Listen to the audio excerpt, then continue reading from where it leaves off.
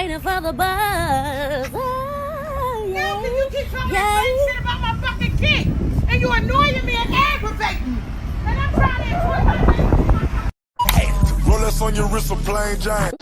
Standing at the bus stop, sucking on a lollipop. Once she gets pumping, it's hard to make the hottie stop. Hottie stop, stop, stop. You ready? All right now. This could be a crazy ride. I'm warning you now. The following video is broadcasting live, and thank you for being my studio audience. Thank you for hitting thumbs up and subscribing to my channel for more black news, celebrity entertainment, and a splash of controversy.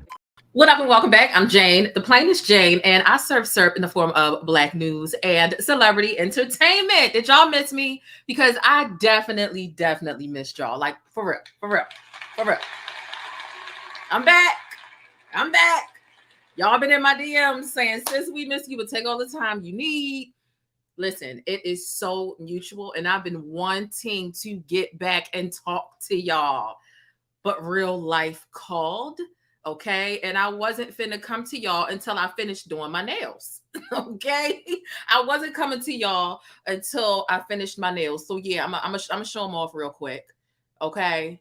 I got a little two marbleized fingers, and then I got 2 rhinestones full of nails. And I do enjoy the process of doing my own nails, but because I'm not a professional nail tech, it takes me longer than lang-langing them at the shop. So, you know, because I had just got my hair done, feet freshly done, because I will give my feet the lang-lang, but I got to do my fingers. I've got to do my fingers, okay? And now that I'm done my nails, my hair, I've catered to, you know, what my personal life was calling for of me, okay?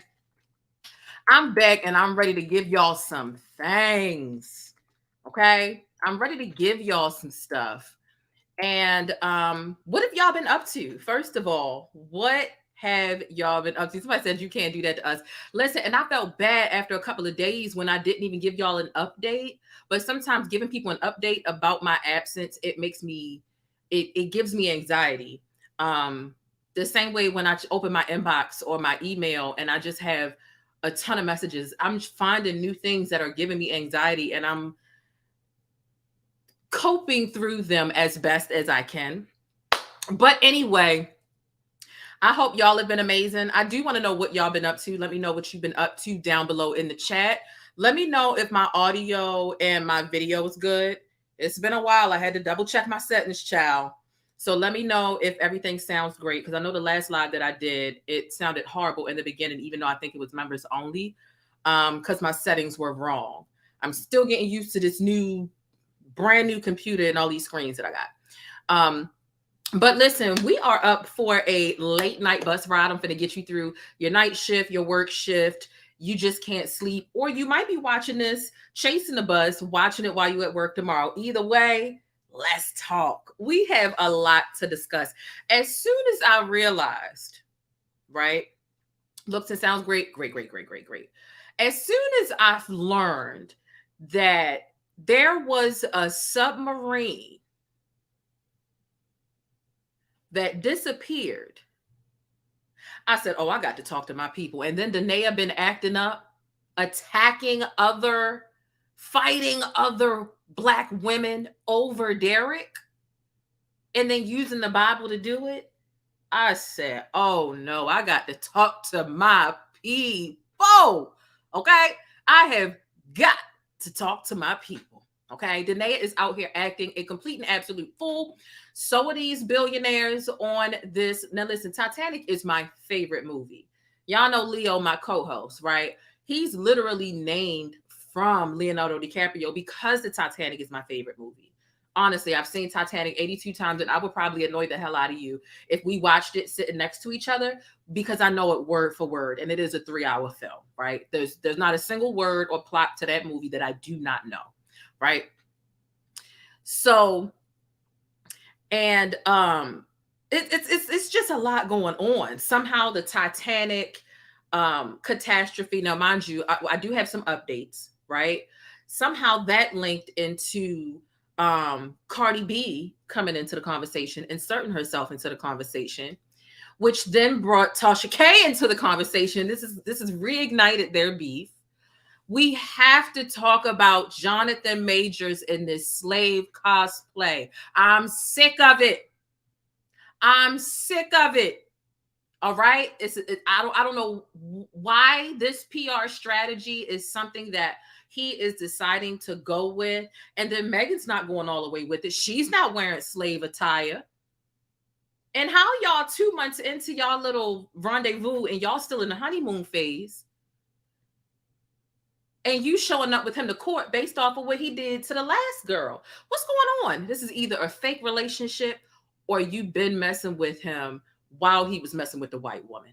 We got some stuff. We got some stuff. We got some stuff. We got some stuff.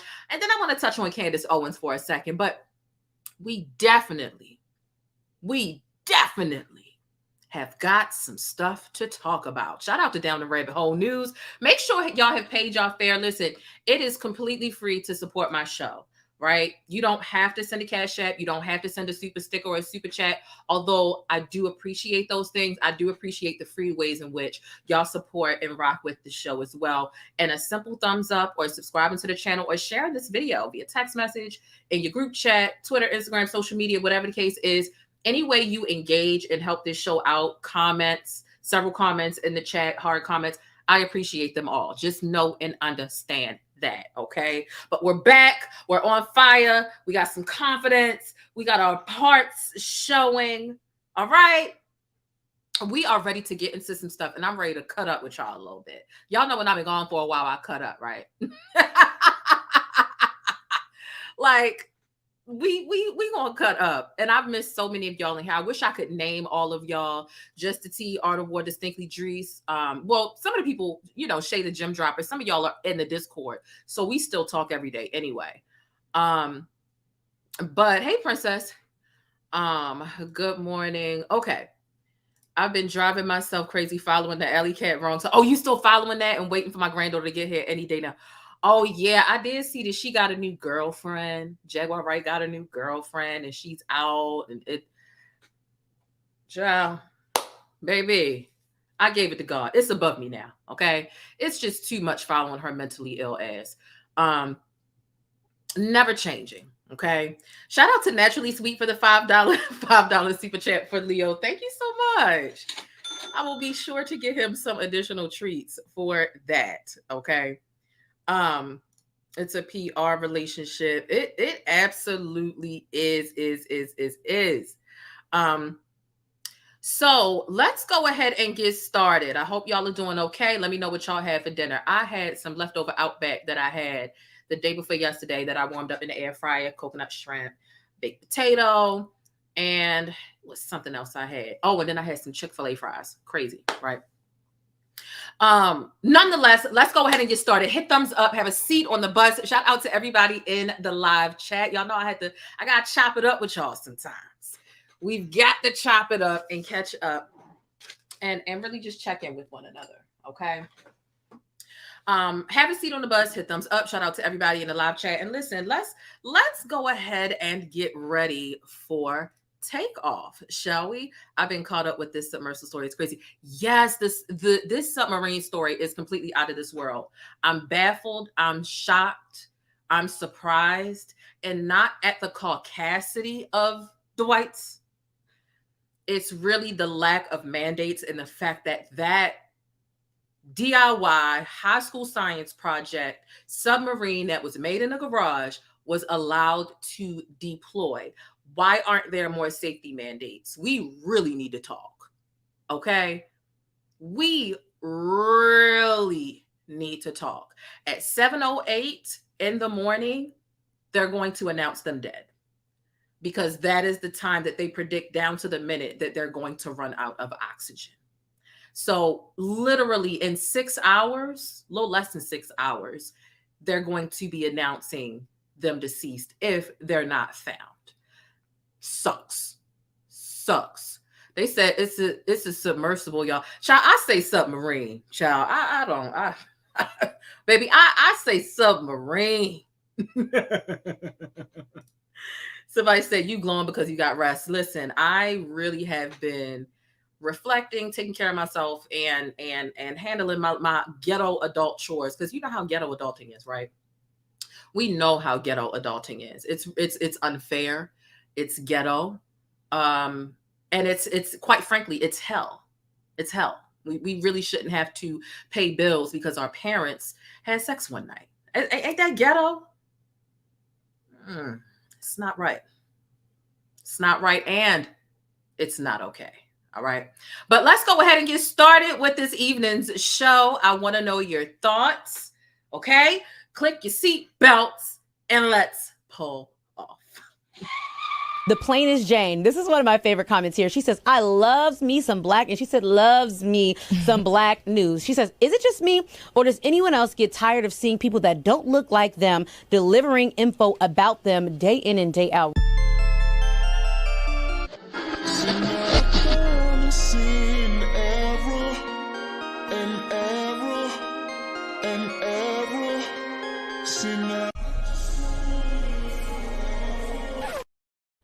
They said it's a submersible, not a submarine. It's a difference. Well, what's the difference? Listen, I'm black, okay? All I know is it's some metal that's folded up that allows you to go underwater. That's a submarine for me. What's the difference? It's just like black people. You tell me your name is Joe Button all you want to. You are Joe Buttons. Okay? You're Joe Buttons. I'm going to add the S because that's what I want to do, and it sounds right to me. It sounds right to me. Okay? You know how black people, we will change the name and arrangement of something in a heartbeat and tell us the right thing all you want. But baby, we going to say what we want to say. But I am curious to know the difference though. I am curious to know the difference.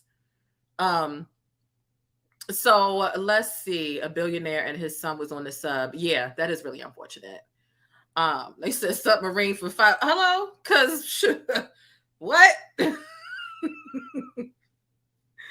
Shout out to all my moderators and my channel members. Y'all are amazing. Listen, let's go ahead and get started. Okay. I'm going to get started with the DaNaia Jackson thing. It's juicy, right? And y'all need to know about this because I don't see a lot of people talking about it. I see hardly anybody talking about it. And I wasn't even aware that this cat fight was going on since yesterday. So let's go ahead and get into that. Let me go ahead and switch the screen. And again, make sure y'all get the likes up. Make sure y'all get the right boat. That's like the difference between a boat and a canoe. Like, child, that is a boat.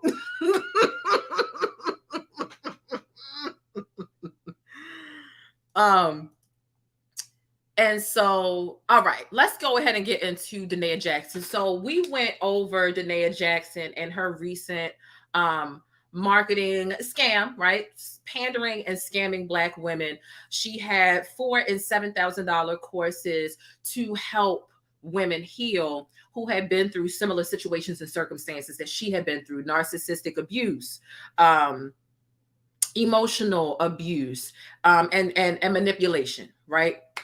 So she says that she's trying to help women heal through that, and women should be charging her, okay?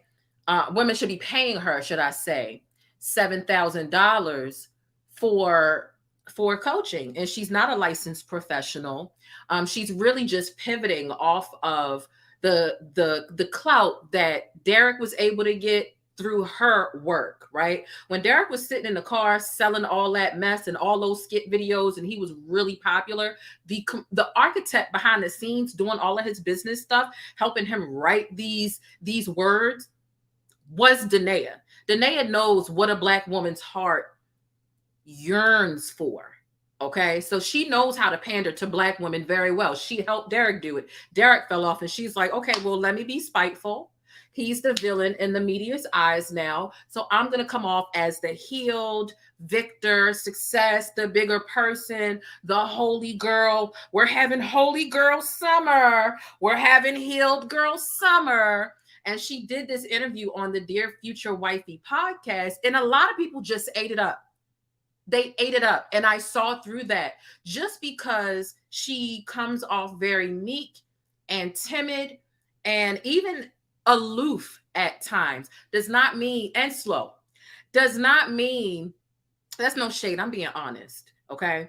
Just because she comes off that way, oftentimes, and because she seems a bit nicer and less aggressive than Derrick, does not mean that she's not capable of manipulating y'all. Have y'all ever seen a person who was special needs or living with mental illness manipulate the people around them because they knew they had this never-ending sympathy card? They understand how they're perceived in the world.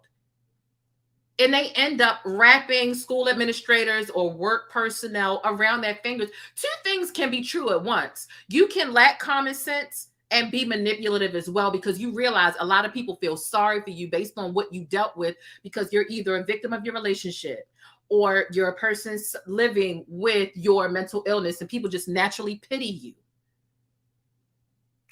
you. Stop playing. And here go Leo. He wait till I get started.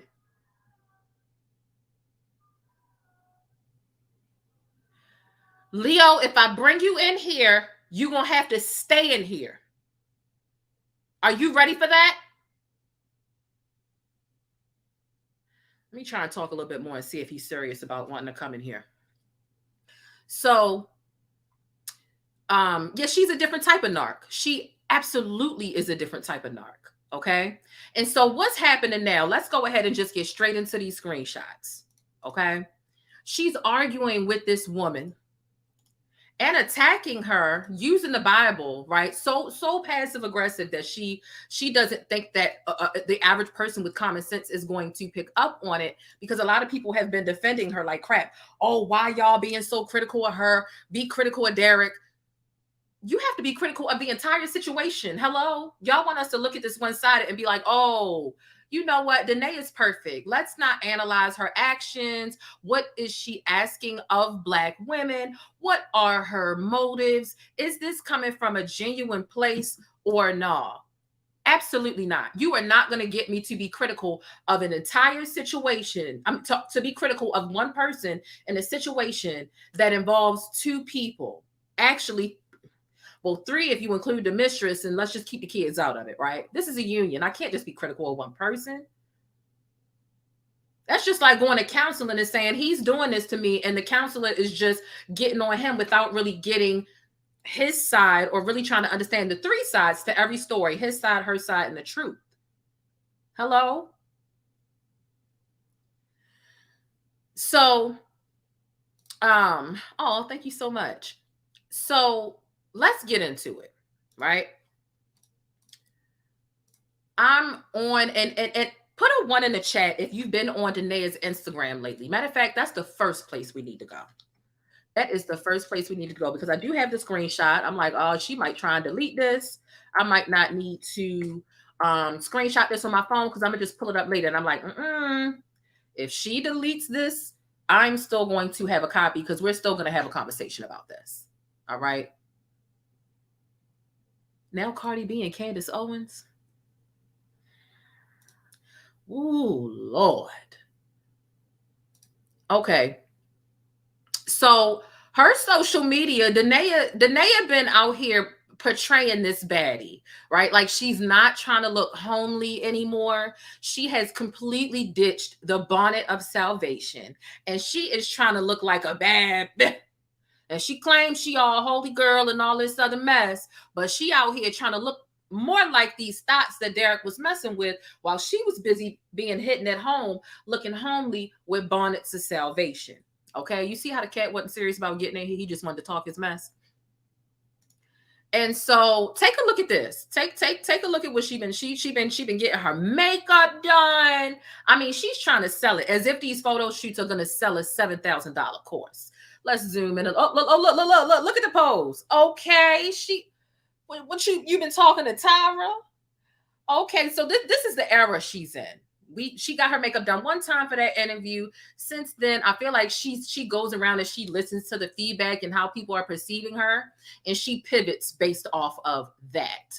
Okay, so we got that one going on. And look, I've always said DaNaia is a beautiful woman. She is a beautiful woman. However, first of all, this is not natural for her. Let's start there.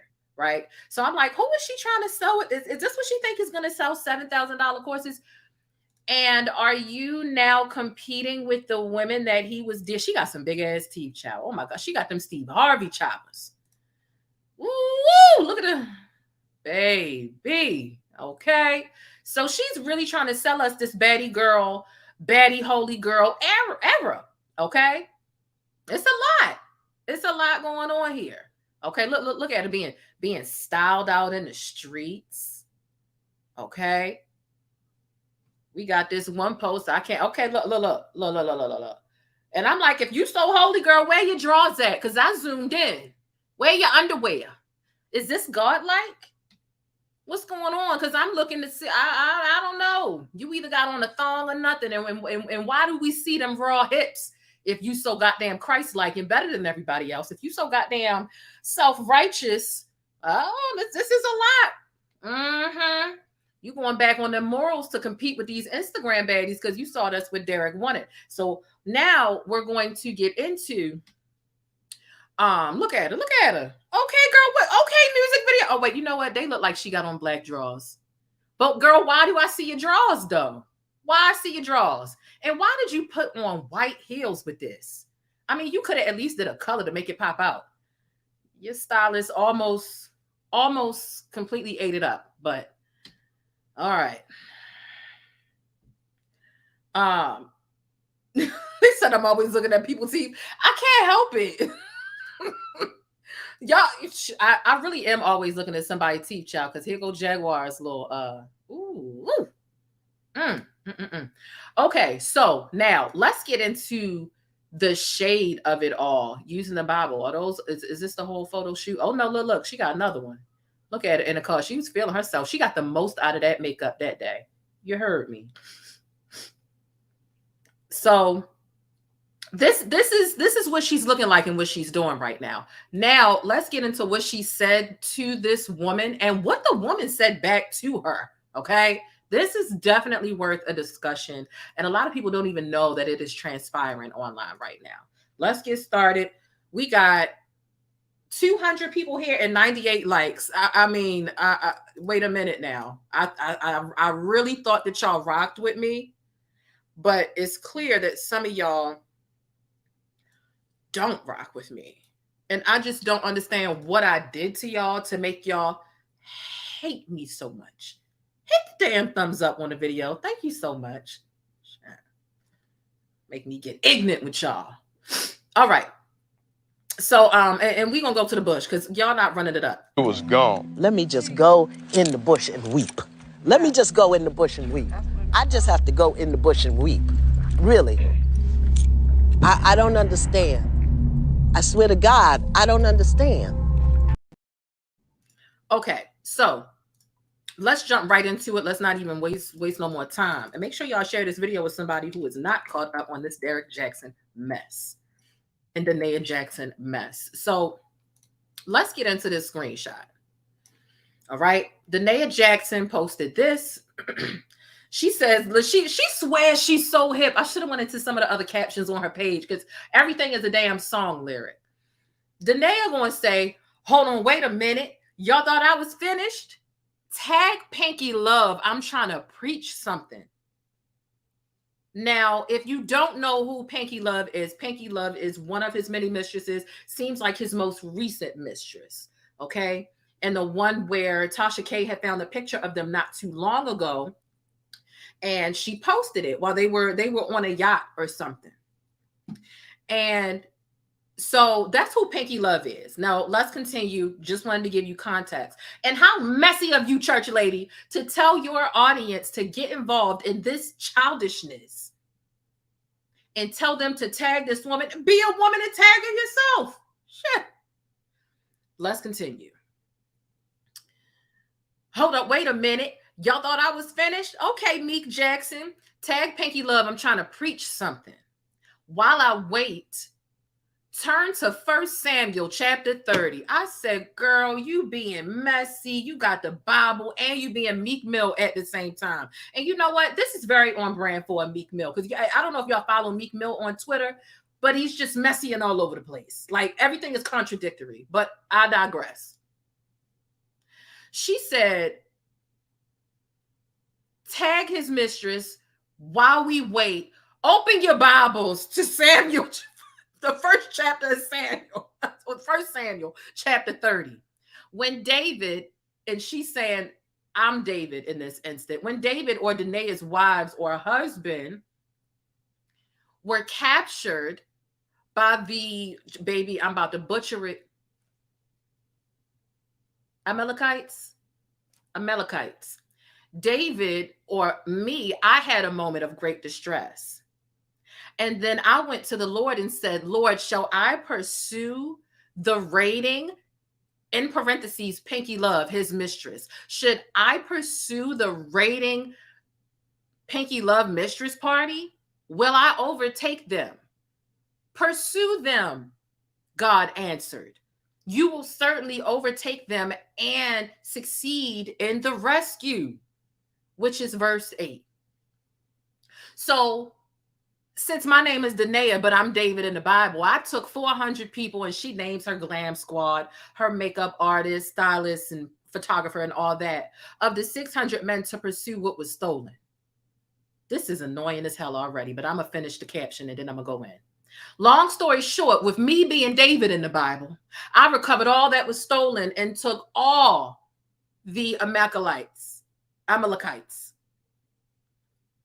his mistress, stuff too as interest for pain and suffering, verses 18 through 20. So I heard Pinky was a model. I heard his mistress was a model. So I'm going to take that blessing of hers as a down payment for pain and suffering. But God, Trump little God, sis. Big God, Trump little God, sis.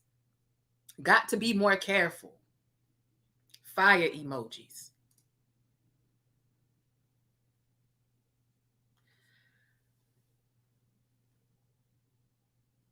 Hell no to the no.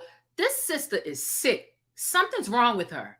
I cannot stand people that will twist the Bible like that. Should I pursue his mistress, taunt her online, tell people to tag him, ask the public to come in and be messy and be agents of chaos along with me when I'm claiming that I'm healed? Oh, I'm healed. I just did a whole 2-part series interview, did a rollout to announce my $7,000 courses. Oh, but I'm healed. But this is the type of messy shit that my holy ass is sitting up here doing on Luther Vandross's internet. Huh?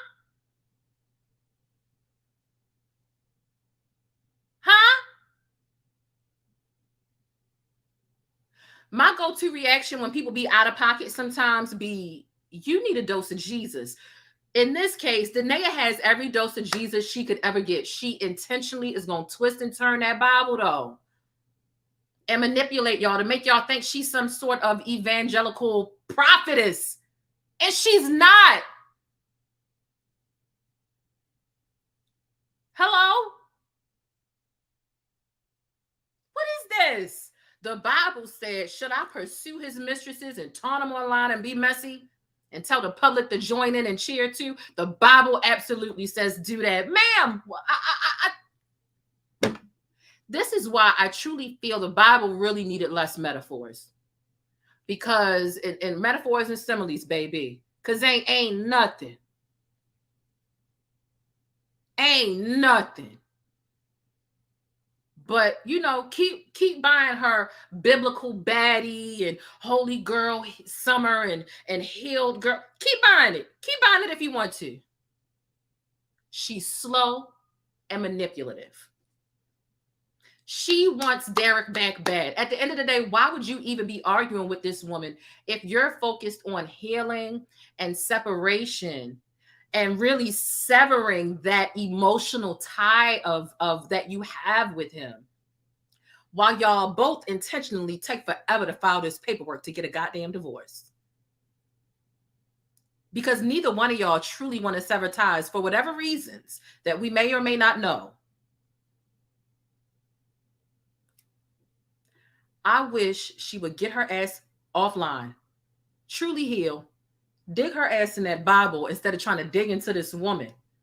Because you really need to be, if there's anybody you're going to be messy with online who truly betrayed you, baby, it was Derrick. It wasn't her. That woman didn't step outside of a union and betrayed you. Derrick did that. That's like walking up into the house and beating a woman's ass instead of really getting, instead of really unleashing your anger on the man. He's the one who betrayed you for years. You was in a whole admitted rotation with other women while you were married.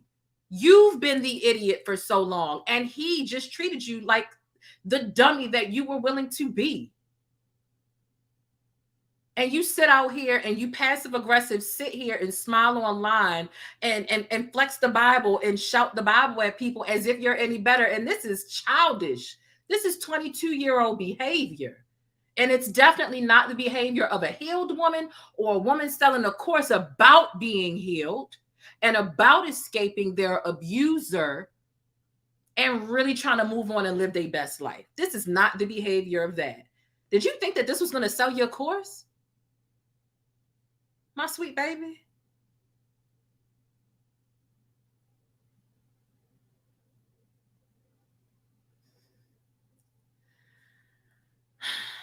Moving on. Y'all ate that nice girl bit up and then tried to come at the people who could see through how manipulative she was and called her out and was critical of her behavior without tearing her down. Y'all ate it up. Y'all are just haters hating on a Black woman. No, we can see. We can see. That's what we doing.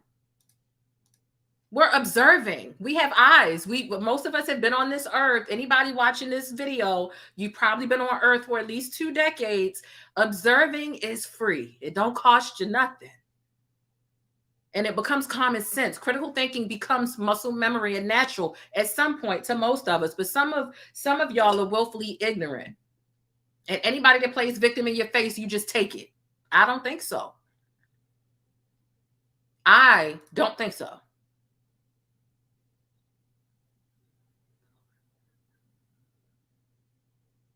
Yeah. So that's that. Let's take a look at what the woman said back to her. Okay, because the woman has since responded. And let's get into that. And thank y'all for supporting the stream and being here at 1:45 in the morning. And there are 230 of us here, only 144 likes. Y'all bugging, but let's keep going. Okay, so the woman responds, as a woman, I know healing isn't easy, but being in this one-way competition with me isn't going to help. I didn't meet or even talk to your estranged ex until months after he filed for divorce from you, but you're still on social media bullying and harassing me every chance you get. I didn't steal anything from you. And even if I did, your anger would be displaced. That marriage was between y'all, and same goes for y'all divorce. Tagging me ain't gonna bring him back to you. Your pictures are beautiful, but your spirit isn't. Oh, preach! Your pictures are beautiful, but your spirit is ugly.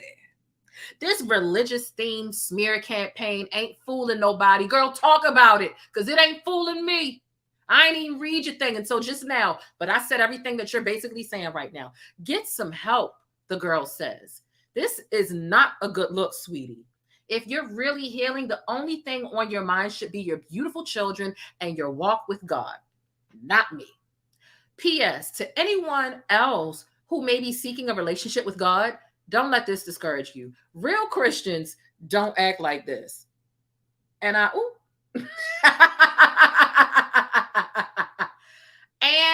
I complete and absolute oop.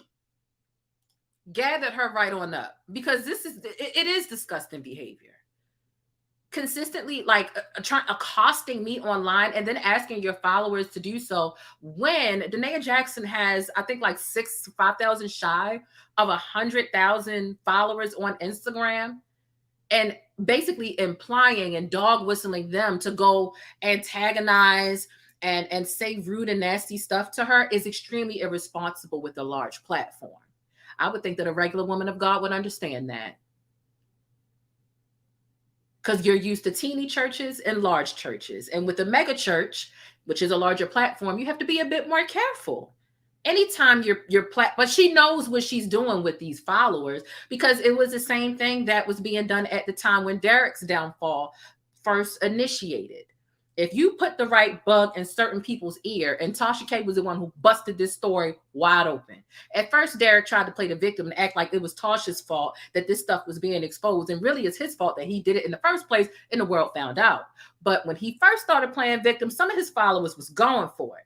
Stop getting in this man's business. You're lying on him, until the evidence was just irrefutable and continued to pile up. And then we have real mistresses calling in, actually exposing you and this whole scheme. So she knows exactly how to manipulate an audience, come off as a victim, but come off like she's actually doing something holy and self-righteous, while getting you to do her dirty work, while she throws in 3 Bible verses into a nasty caption, coming at a woman who truthfully didn't do anything wrong to her. It was her husband.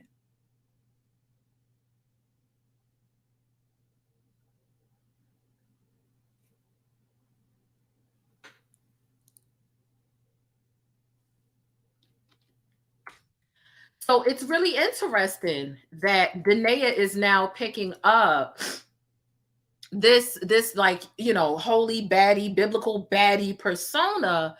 And this woman has, woo, baby, when I tell you she's been a baddie online, I could pull up some pictures, but this lady has been a baddie online. I mean, when I say baddie, you might say Instagram, I don't know, Instagram something, you know what I mean? Like, she's got some really promiscuous looking, you know, photos up. She really does. And so let me see. Let's go over to her page. Uh-oh. What's going on this Instagram? She throwing direct shade at you, sis. The truth will come out. Oh, okay. Uh-oh. It seems like the mistress is planning on exposing DaNaia in one way or another. Let's go ahead and show you her page, because when I tell you she been, baby, this woman has been on here showing off this body, yada, yada. And I think DaNaia just realized that her bond of salvation just is not something that's going to get a man that is attracted to women like this to stay home. I do feel like she's trying to win him back in one way or another. Child, look at this one. I said, child, what? I said, what? This is what DaNaia's competing with. And she using the Bible to do it. Girl. Look. DaNaia, girl, your outfits can't compete with that. I mean, I'm sorry, baby. Baby, them outfits ain't beating that. Did you see that? Baby, that's a level of flexibility I ain't ever seen in my life. Okay? Baby, I looked at that earlier. I said, damn. Got me wanting to do some stretches. Sheesh. Louise. But this is what's going on. This is what in my life. Honestly, this is what's over here going on. And DaNaia, girl, if you want to keep twisting the Bible like this, baby, put it down. Just put it down. Just put the Bible down and go somewhere and sit in a corner and just masturbate. It's clear that you're bitter and you're backed up and you're frustrated. When the last time you actually released something? I know you so holy, girl, that you ain't gonna step out here and get you none, despite him getting him some. But girl, just let it out. You are miserable and we can see it. Release it. How long it's been? You backed up. We can tell. Damn. Shit. Oh my damn. Hers with them big old Steve Harvey teeth just up here smiling at us, misquoting the Bible and acting like God telling us to go after side chicks instead of just leaving the man and healing and having our holy girl summer. Damn. Don't make no sense. Sick of it. What are y'all thoughts on this? What are y'all final thoughts on this? This debacle between never ending saga between Derrick Jackson, his still wife, because that is not his ex-wife by any means. And I think DaNaia likes it that way. And I think that that is why she's doing these sort of photo shoots and trying to win him back and kind of trying to get a little sassy and clap back. And I guess trying to come off as sexier than the other woman. And really both of them are sexy in their own ways, in totally different ways, right? Some people can be sexy with a thong and gold flakes on. Other people can be sexy and attractive and, you know, a full gown. It really just depends on whatever the hell you're attracted to at the moment or in general. Like,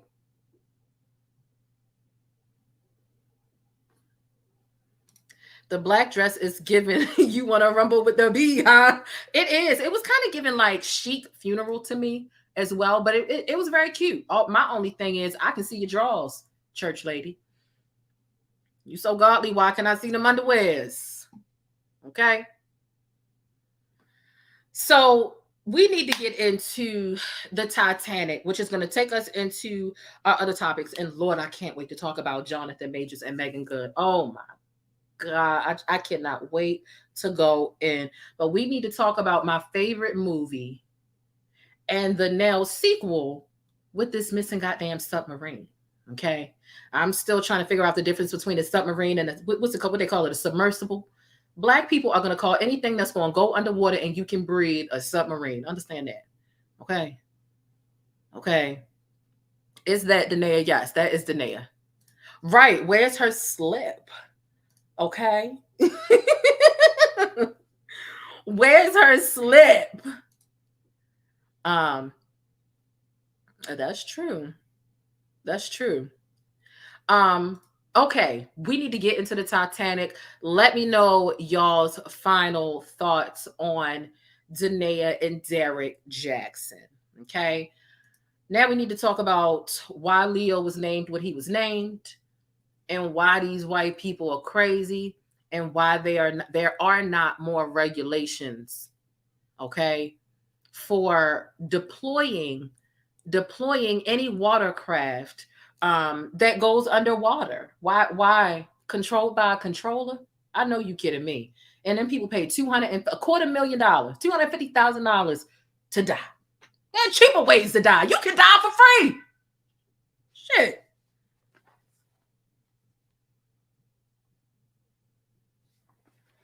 You know, black people, we really have been creating a comedy special out of this. We are so unserious. We are so unserious at all times. It makes no sense, but that's us, okay? If y'all was looking for sympathy, y'all shouldn't have came to Black Twitter, okay? People talking about, oh, that's not funny, because what if that was you and your people? Baby, that would never be me and my people. Be me and my people. When I heard about the missing submarine, I said, guess who ain't on there? He said 5 people. I don't know none of these 5 people except for the man that designed it. I said, guess who not on there? Okay. Because it's common sense, you know. We are extremely unserious, but also so are white people. I'm sorry. I'm going to call it a thing. You have got to be extremely unserious if you play with your life that way and you going down in something that's the size of a damn Ford Focus or a Honda Accord 2-door. And you playing with your life because he playing with your life. He playing with your life literally with a PlayStation 3 controller, a generic one at that. It was $29.99. That man ain't even paid 3 good $10 bills for what was keeping y'all alive or dead, and y'all paid $250,000 and he couldn't even get himself a premium controller. Why didn't he use the Sega Genesis joystick? That's what I want to know. Would have had better luck with that. That controller probably died down there. A mess, child. A mess, child. And they've had so many issues with this company and this exact submarine or submersible, whatever you want to call it. They've had issues with this in the past. In 2018, they had an engineer who was working for the company, and he continued to express to upper management how dangerous this was. It was not meeting the safety protocols. And because he continuously told them how dangerous this submarine was, they fired him. Oh, somebody told you it was dangerous 5 years ago? And that was 5 years ago. You had 5 years to tow this damn submarine to the auto shop, down to the auto barn, and have them fix your ride, fix your whip. And it's 5 years and you still ain't getting no professional help or get it fixed. Make it make some damn sense. A Logitech PlayStation controller. Have y'all seen the clip?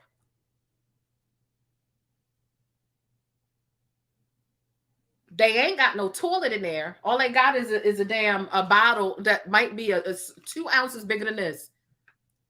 So they've been down there whenever it first started. If they not all up with Jesus or Satan by now,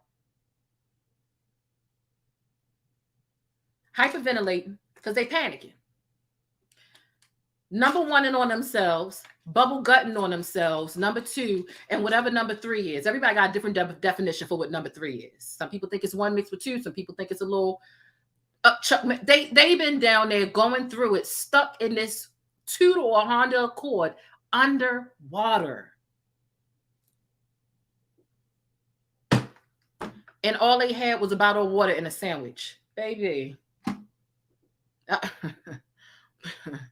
Now, I want to know if y'all would pay $250,000 to go under that water if you had disposable income. Let's just say you have $5 million. Would you pay $250,000 to take your ass all the way down there, 2.5 miles under the sea, under the sea?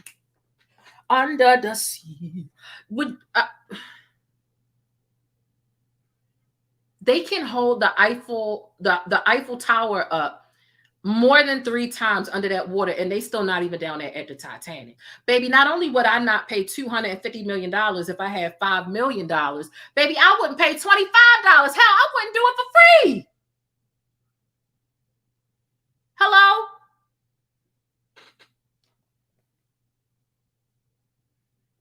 I mean,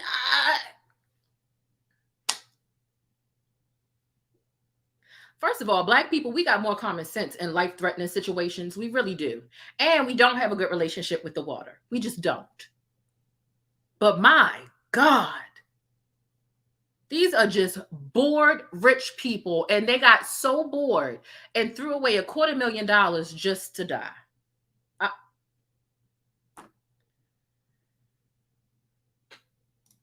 It wasn't regulated, but funded properly. And see, that's the problem. That is the problem.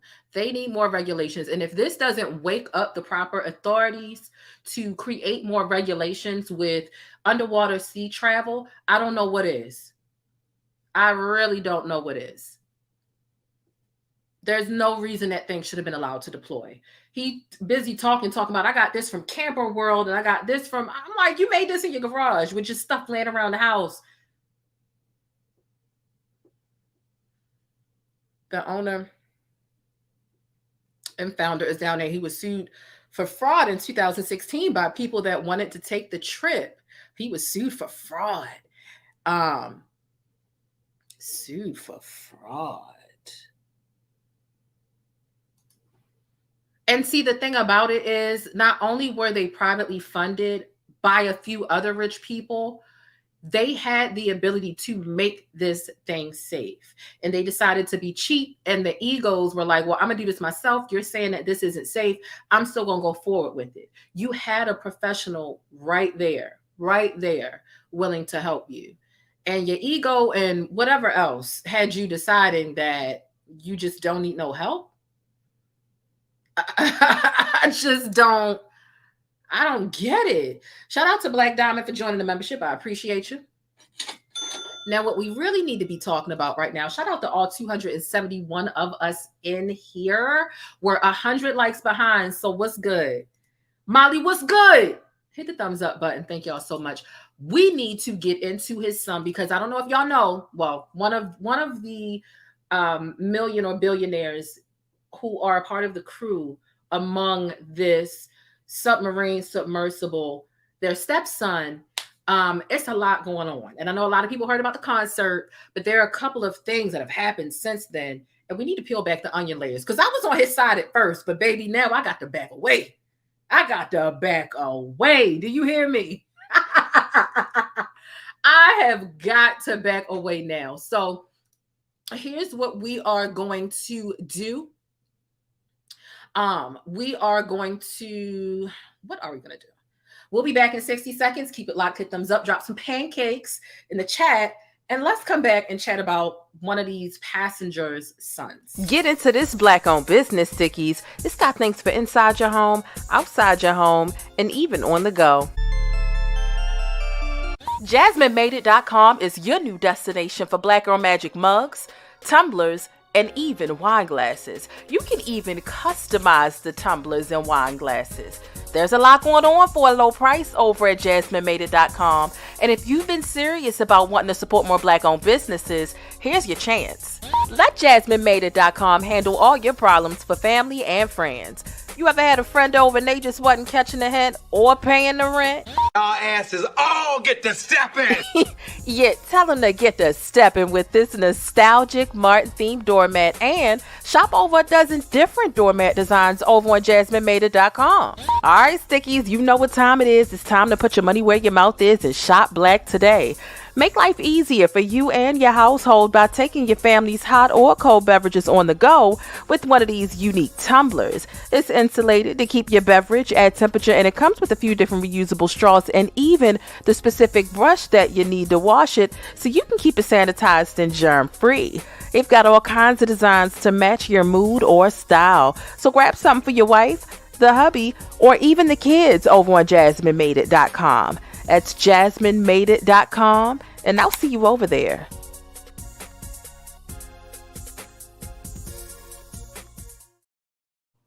All right. And we are back. All right. I went and got my co-host. Oh, snap. Where the treats go? You want a treat? Where'd they go? You stole the treats. You stole them. Where'd they go? What you do with the treats? Huh? We need to get into talking about the son. And here go my son. Came in here for his little pay. And I got to go grab his treats. Lord have mercy. All right. So let's get into talking about, matter of fact, what I'm going to do is, I should have had this interview. I feel like everybody has caught up. Well, not necessarily caught up, but everybody's heard about this story at the very least, right, by now. So I feel like everybody has already seen and heard about this.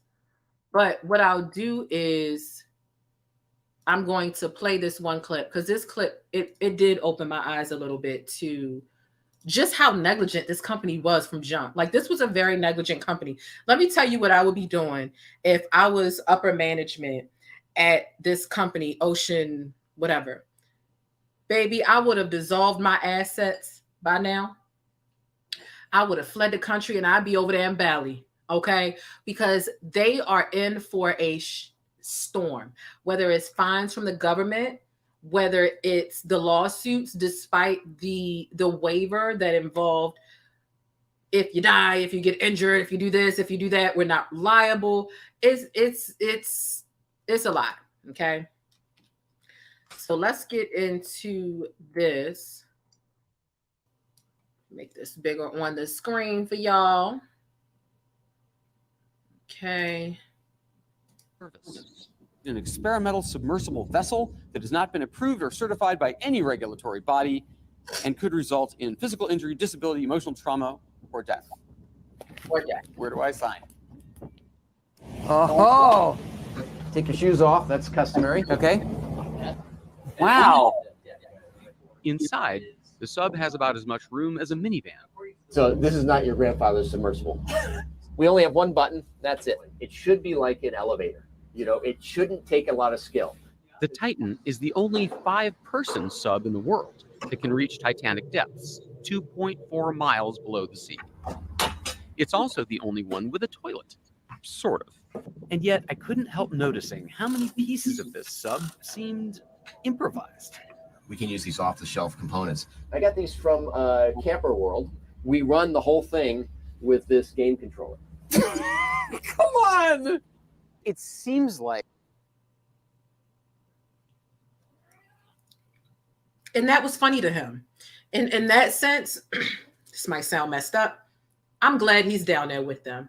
There's no reason somebody should be able to be this reckless and not take people's lives seriously in the manufacturing and engineering of something like this and sit above land and watch other people go be with the ancestors for some negligent mess that they made. I'm glad he gets to suffer that fate. That might sound wrong. It might be an unpopular opinion, but he definitely deserves to be one of the people because he clearly took this as a joke. The newscaster is laughing in his face because he knows how ridiculous that is and how janky that is. He got a handful of things from Camper World, some things from his garage, some things from his granddad's house, and threw a submarine together. Yeah, you deserve to suffer the same fate as those other not so bright or smart people who decided to get into that Honda Accord with you. You do. You do. There was somebody who, and to put this into perspective for you, and I'm not trying to sound pessimistic. I'm really being realistic about this. Titanic is it's my everything. It really is. I love that movie. I love the piece in history. To put this into perspective for you, the Titanic sank in 1912. It's over 100 years ago. It took them 73 years to find that bad boy. And at that time in 1912, Titanic was the largest ship on Earth. Now they have got cruise ships that are bigger than that. But at that time, over 100 years ago, that was the biggest ship of its time, the biggest ship in the world. And it was so big, and it sank to over 2.4 miles beneath the Atlantic Ocean. And despite how large it was, I mean, they had bedrooms, they had bars, they had dance rooms, they had restaurants, they even had a jail on that joint. They had different classes, first class, all this. And it took them 73 years to find that big ass boat ship. 73 years to find a ship that big. How long y'all think it's going to take them to find this Honda Accord submarine?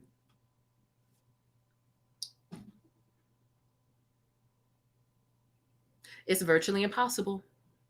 Now, it was just an hour and 40 minutes that they had went on their excursion before they lost contact with their check-in points, right? So if they lost contact, things are malfunctioning down there. And the things that are malfunctioning, you do realize when you go in a submarine and you go into freezing waters like the Atlantic Ocean, you need heat. And so if you already had things beginning to malfunction less than 2 hours into your voyage and your excursion, you're going to freeze to death, more than likely, because whatever's controlling the internet and everything else, it's going to affect the heat as well. So these are more so the reasons why they're waiting to announce these people deceased until 7:08 this morning, that down to the minute. This is when they say they're going to run out of oxygen. However, it's far more logical to think that they're already gone because so much would have went wrong outside of just them needing oxygen. First of all, could you imagine sitting in just like a completely, not to mention the thing can only be open from the outside. So even if they were to float to the surface, they would need somebody around them to catch them in time enough to open it where they still have oxygen. But could you imagine being locked in an airtight two-door Honda Accord? People done shitted on themselves. People done had panic attacks, which draws the oxygen down faster. People done shitted on themselves. They throwing up. It's pee everywhere. The thing moving all crazy. Sharks could be playing volleyball with you. Okay. And so that's why when they say something like, oh, they heard knocking, I'm like, man, that's probably Jaws saying hi. Jaws on the lunch table playing clips and beat. Y'all think that them damn knocks was from that damn submarine as big as the, oh yeah, because they just found that submarine and it took them 73 years to find the Titanic. Stop playing with me. Let's use a little bit of common sense here. Let's just use a little bit of common sense here.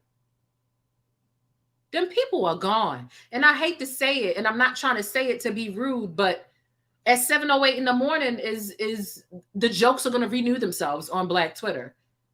Whatever is at the bottom of that black ass ocean ain't none of my black ass business, respectfully. Respectfully.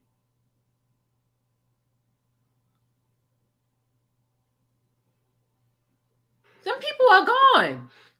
They talking about yesterday, oh, they got 30 hours left of oxygen. I said, they must be talking about the amount of time it takes to on the elevator to get to heaven or hell, because trust me, them people are already not with us anymore. They are definitely mermaids for Jesus or Satan right now. The flight to heaven or hell clearly must be 30 hours because they holding out false hope and using all these government resources that cost all this goddamn money. And I'm like, why do you have a janky submarine? Why? When you've been doing this for years and you charge people $250,000 a pop. So every trip has at least 4 people on it. That's $1 million per trip. Why, after you did it janky the first couple of times, you didn't take those profits and get your up to where it needed to be to take people down here? Better yet, stay out of the ocean down there. It ain't nothing but a whole bunch of monsters.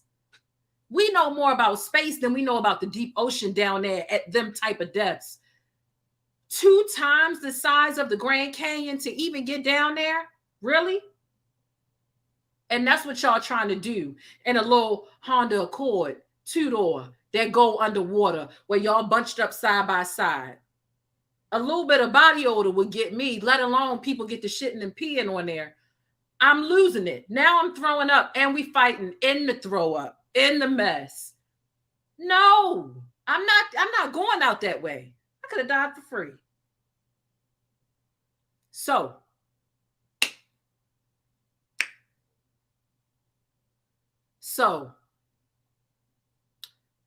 let's get to the sun, okay? We got to get to the sun, okay? I'm really hoping that it spontaneously combusted, like just exploded to the point where none of them had to suffer like this slow, crazy, miserable death. That's honestly what I'm hoping, right? I could be telling jokes just like the rest of Black Twitter because that's what the hell we going to do. But I really hope that they didn't like suffer or whatever like that. Let me see. I think I missed a couple of comments. I'm so sorry, you guys. I missed a couple of. Shout out to the Only Risa for joining the membership. Okay. And then I had a couple of channel members say some stuff that I missed. I missed y'all so much. It is just so crazy to see Rabbit here. AMK is here. And there was another super chat that I missed. Or I know people say it's hard to feel sorry for them. And it is difficult to feel sorry for them. But at the end of the day, do we feel a little sorry? Yeah, we feel sorry for our own people when tragedy happens, but we still won't get off these jokes. Black Twitter gonna do what Black Twitter do. Child, when I tell you that tweet that said, how would you be if you got saved off the submarine? That tweet went crazy. Baby, we've been acting a fool ever since. We have been acting a fool. 73 years to find the Titanic. So what are the chances of the submersible being found? Child. Slim to none. Slim to none. Okay, so let's get into the sun. He went to a Blink 182 concert. Shout out to those of y'all who even know or remember who Blink 182 is. I ain't gonna lie, sometimes I get them and Green Day confused. But shout out to the people who actually remember. This computer is way too loud. It's got to go. Please. And you still making noise. So let me see. So Cardi B, child, I'm gonna have to go to a blog to find it. Cardi B jumps into the conversation about the boy going to the Blink 182 concert. One of the millionaire, billionaire, rich for no reason people, their stepson was on the on the voyage, right? On the submersible submarine. I'm getting so tired of saying both because I really just want to say submarine. And she basically says that he's wrong for going to a Blink 182 concert. So not only did he go to a Blink 182 concert, he posted it. And so let's take a look at what he posted, and we're going to go through it here. Yes, stepson. So let's go ahead and take a look. Hey, Naughty Love Movement. So we can see his post here. He says, it might be distasteful being here, but my family would want me to be at the Blink 182 show as it's my favorite band and music helps me in difficult times. So that's what he said. Okay. After he sent prayers and said his stepdad was lost in the submarine and he was, you know, sending his thoughts or whatever. Right. So that's that. Now let's get into what Cardi B had to say about it, because somehow Cardi B got into it, which then got Tasha K into it. And baby, it's just been from that submarine shit. Why don't they give me the volume right away? Why I say video got no sound? They clearly had sound. Girl, I had to click again.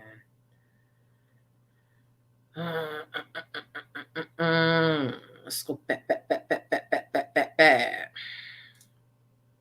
Billionaires that's missing on the water from that submarine shit.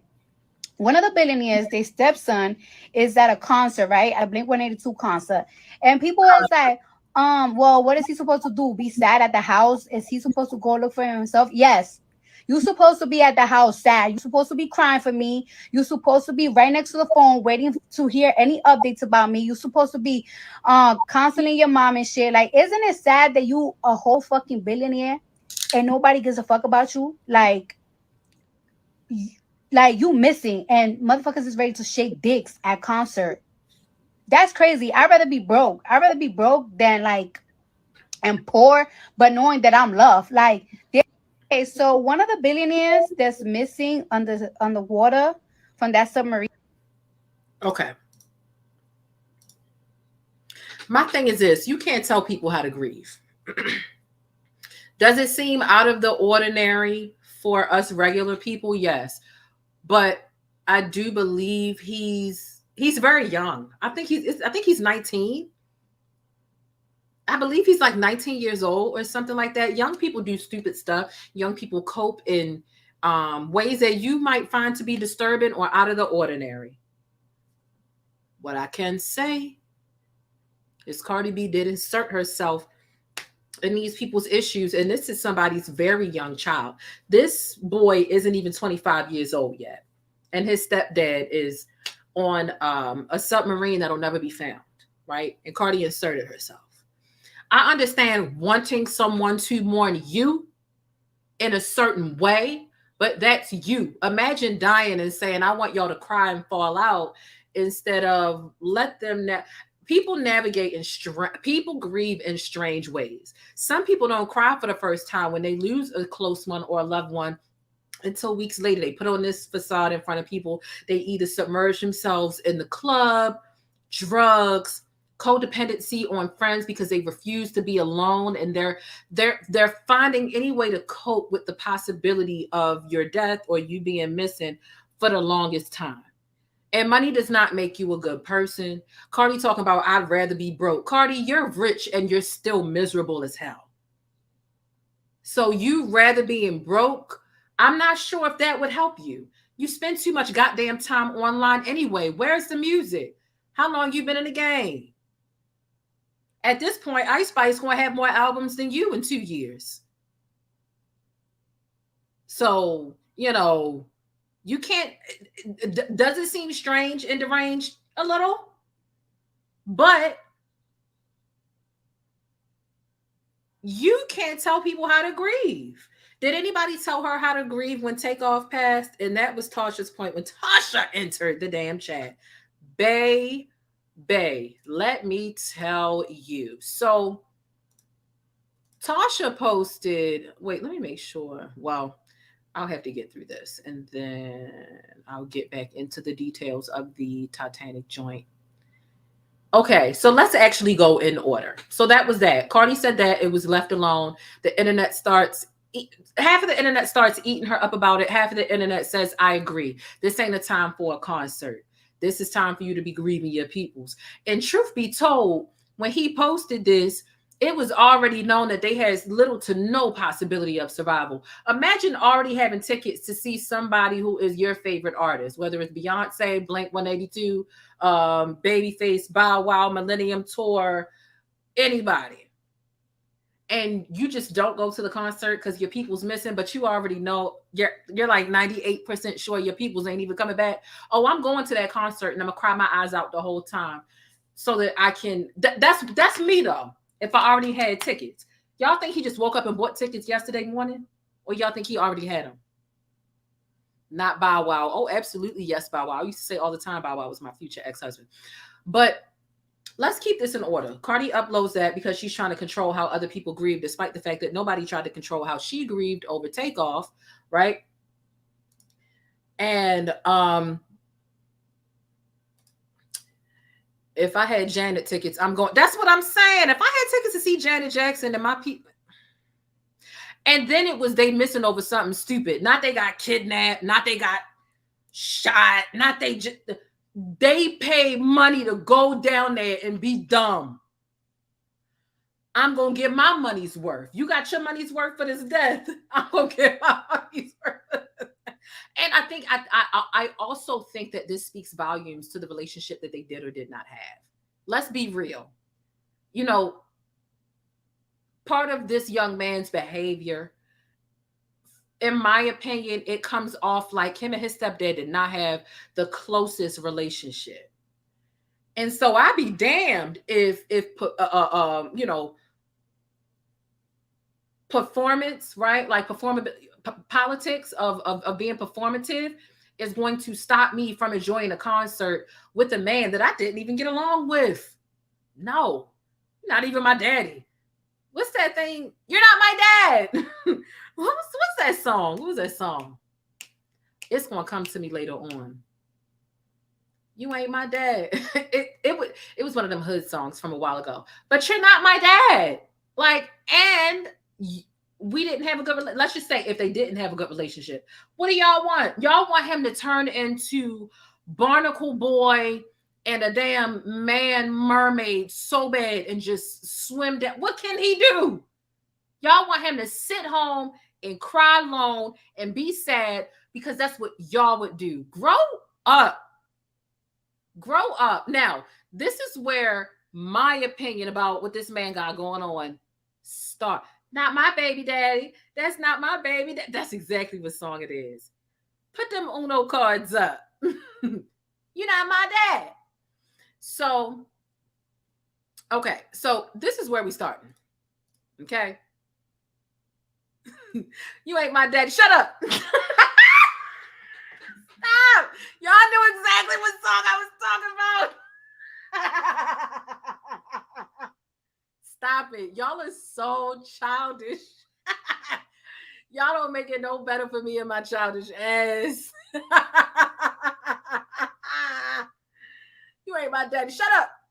Put them Uno cards up. He was trying to get control of them stepkids. Them babies was like, no, you ain't my dad. Bye. Because y'all are very unserious as well. Can't take y'all nowhere. I cannot take y'all nowhere. Okay.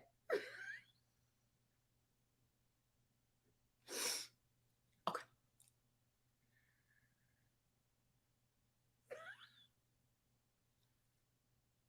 All right. What happened next, right? Okay, so he goes to the concert. Cardi B calls him out, shares her opinion unsolicited, right? Inserted herself into this story talking about somebody else's kids and their relationship with their parent. That's important. That's important. That's important. Okay. And so now we get into the part where he's talking to OnlyFans, talking about, you can sit on my face. I said, wait a minute. He coming at the OnlyFans model. I said, damn. He really don't give a fuck? Or he just like, is he horny or something? Or, I'm like, that's strange. But I'm like, why should you stop? Look, I was trying to be there for him. Not for him, right? But I was just like, y'all act like people's urges just stop when somebody, I would probably be trying to have, let me slow down. People do things that they really enjoy. People do things that they really enjoy when they're trying to cope and take their mind off of something. Regular drugs can be a drug to people. Alcohol can be a drug to people. Sex can be a drug to people. A concert and codependency on your friends and constant company from other people can help take your mind off of whoever or whatever you might be grieving. So I'm like, do we just like expect him to not still kind of like crave a little bit of hoo-ha, a little bit of cootie cat? A little bit of moist. So I'm like, okay, I'm not about to slam this brother because this brother's starving. This brother's starving, okay? Okay. Then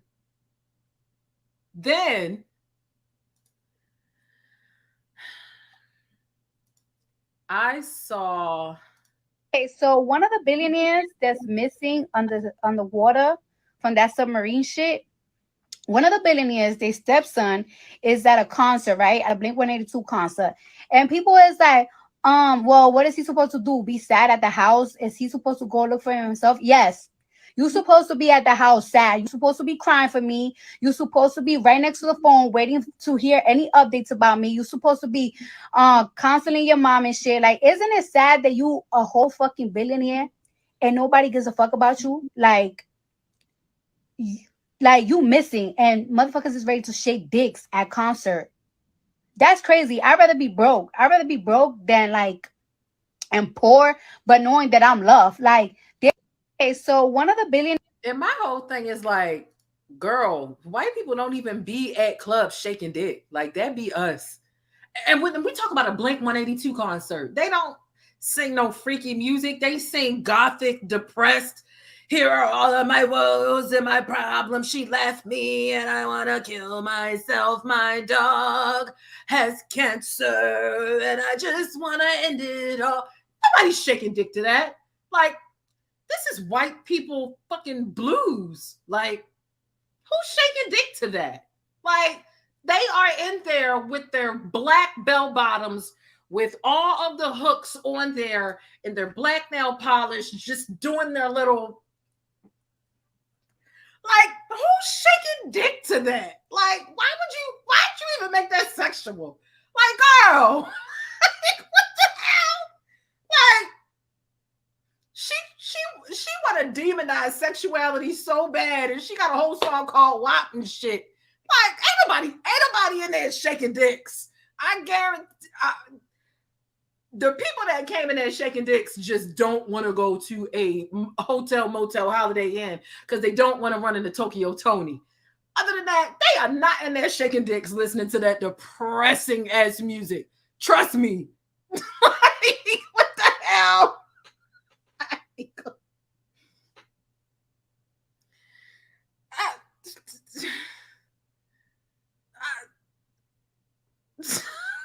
Like, what? They are in there getting their lives. You hear me? Okay? No.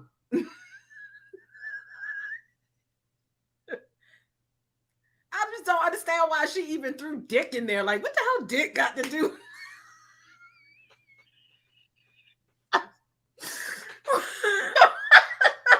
Yes, I did just make that song up. That's exactly how they sound. I know. I used to listen to it every morning, getting ready for school in the morning. When you used to watch your music videos on the TV with, what was it, MTV and VH1? When you was getting ready for school, all the Avril Lavigne and the Blink 182 and the Green Day and the Evanescence and what was it? Chemical Romance, Gorillas. I mean, like, just you name it, baby. I was there. They are some depressed people making this mellow pop metal. It was like pop metal. They was depressed, baby.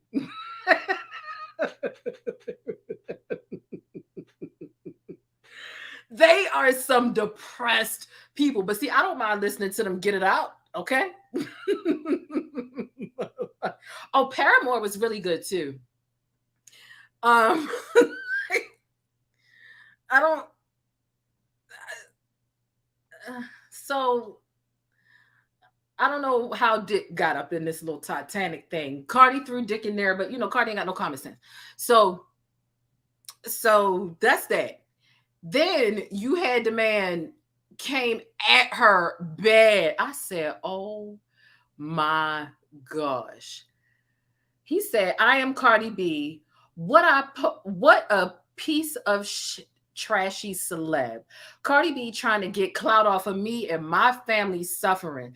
I went to a Blink 182 concert for coping rather than sitting at home and watching the news. Shame on you, Cardi. Get some class. I said, ooh.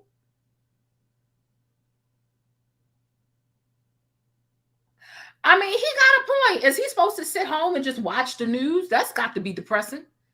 In order to get away from the news, what, he gonna walk around the block at his house? Like, just walk outside and try to avoid social media? It's all over social media. It's all over his phone. He can't open any app without seeing it because this is a global situation. This is a global conversation, not just a nationwide thing. In the UK, child, they got a damn documentary airing today at 7 p.m. I said, they not even out of oxygen yet. And y'all about to air a damn documentary? I know you. The UK media, if y'all think the United States media is trash, the UK media is so much worse. How are you airing a documentary about this and y'all about to ruin the ending, which y'all know the ending and we don't? I mean, we know the ending too, but y'all about to put it on wax. How? A documentary in the United Kingdom tomorrow at 7 p.m. I said,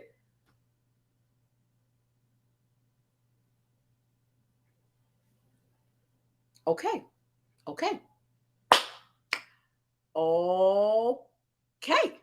There we have it. There we have it. And so, would y'all rather this little boy, this boy sit in the house and just watch the news or open his phone and open his apps? What else is he supposed to do to escape this? Go outside and jump rope? Go to Planet Fitness? Like, what is he? Man, I'd go to a concert too. Child. I'd go to a concert too. I absolutely would. Because I mean, the way y'all be wanting people to grieve, everybody, not only does everybody grieve differently, everybody processes it different. And then people play this strong role depending on what family members are around them that they're trying to not be quote unquote weak in front of. People pretend, people are not in their real feelings. I mean, look at how DC Young Fly acted telling jokes at his children's mother's funeral. Some people thought it was cringy. Did I think that it was a little bit off? Yeah, but everybody copes different and it hits people at different times. I remember, real quick side story, I remember I had a roommate one time. She was like 8 years older than me. And she had a daughter. And we lived together. Now, I moved out, and 2 years later, her daughter died. Her daughter was 7 at that time. Me and her weren't even speaking at the time. We started speaking again because somebody told me that her daughter passed, and me, her, and her daughter, who was, 4 and 5 at that time, we lived together. And when I heard her daughter pass, it crushed me. And I went to the planning of the funeral. I went to the viewing. I went to the funeral. She was normal the whole time, right? I mean, she's taking care of people like she's an usher. It had not hit her yet, and that scared me. I mean, like the funeral and everything is crazy because her daughter, they had recently just went to the mall the week prior. Her daughter had an asthma attack and passed. And her daughter had her and her daughter went to the mall the week prior, and her daughter picked out this outfit from the children's place. And that's what she decided to bury her daughter in, because her daughter really liked that outfit, and they love the Ravens since we're here in Baltimore. And I was so concerned that there was no emotion from my roommate at the funeral, because she was more concerned and preoccupied mentally and subconsciously trying to take her mind off of grieving, that she's taking care of everybody else. I'm crying, everybody else. And she's like, "Oh, are you okay? Do you need a tissue? Hey, how are you?" It was like it wasn't even her child. But a week and a half later, it all came down on her and hit her like a ton of bricks, and she was an uncontrollable mess. So sometimes your mind plays tricks on you when it comes to grieving about somebody so close to you that you've lost. And I remember just standing in the back being so amazed and scared. I'm like, when is this going to hit her? Because it's not hitting her. Like, she's sitting up laughing, joking, and consoling us, and she's not even processing what's happening. It wasn't until a week and a half after she buried her child that it really hit her. So I know firsthand that grief looks so different on so many different people.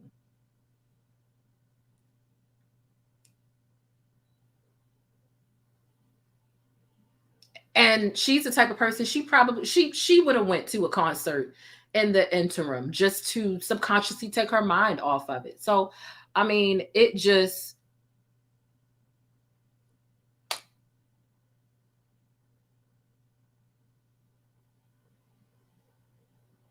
grief looks different on a lot of different people. Okay.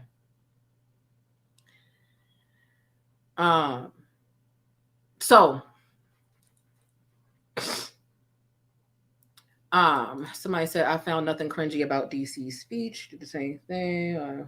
Yeah, I mean, yeah, and it's subjective. I definitely found her father's speech, Jackie O's father's speech, to be cringy. But DC's, I wouldn't say I found it cringy to the point where it made me itch, but I was just like, is this normal? Like, stand up at a funeral? But then I was like, okay, well, he is a comedian. Maybe this is like his natural element. So I'm like, it's easy for me to let something like that slide, because like I said, I understand grief looks different on everybody.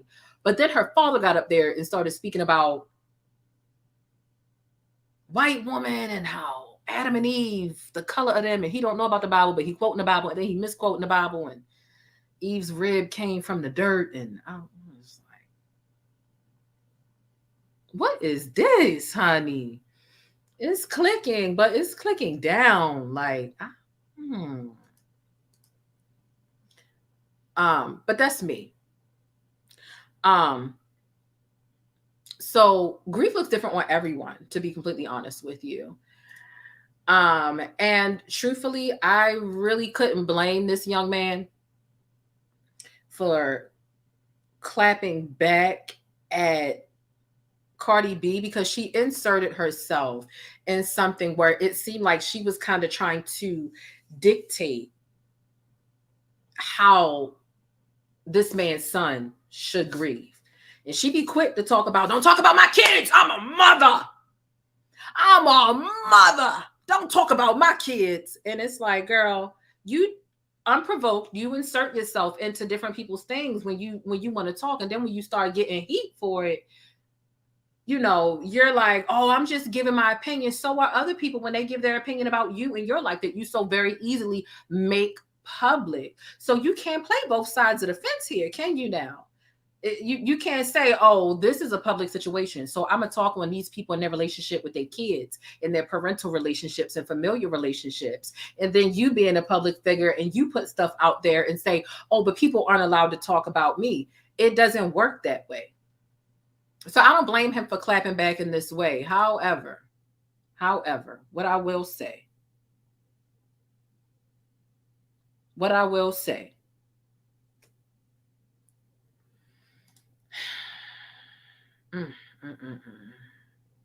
let's see. The next thing we're getting into,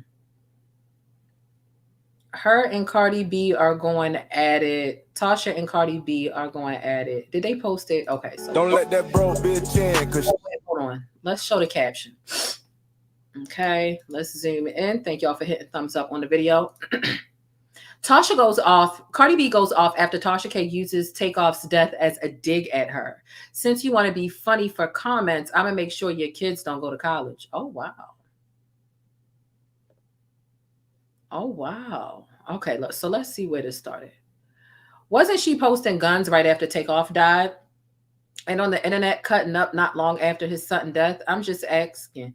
Everybody grieves differently. Now, look, I know a lot of people feel like Tasha should shut the fuck up because she still got to pay this money and whatever the case is, but Tasha got a point. No one told you how to grieve. Well, people pointed out what they felt like were problematic aspects to your grieving when you were supposed to be grieving Takeoff's death. But you ignored it and grieved how you wanted to grieve regardless. And that's that. This is one fucking person on the other side of the internet who honestly isn't a celebrity and didn't ask for this lifestyle. His mother just so happened to fuck a millionaire.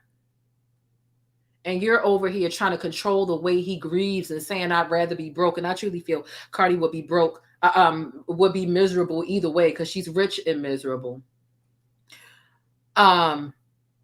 But you know, the way she was grieving, people could have, she's picking apart the way this young man's grieving. People picked apart the way she's grieving. So, and some people said, leave her alone. Everybody grieves differently. It's just a coincidence. She posted a picture of a gun and he died to gun violence. Well, it's just a coincidence. He already had Blink-182 tickets to a concert and he went. It's just a coincidence that he's still horny, despite the fact that his stepdad is missing and he's hollering at OnlyFans models, telling them to sit on his face. It's the promiscuous shit that people will make excuses for celebrities for, and just in general. It's not that serious or that deep to take a microscope and zoom in on the way certain people are grieving. But nonetheless, here's what Cardi said to her. And Tasha K, with your despicable ass, to bring up Takeoff to prove a fake ass point is disgusting. I lost weight. I couldn't eat. I couldn't sleep. Me and my man still dealing with it to this day. I'm a rapper. We targeted all the time. So of course I have guns for protection.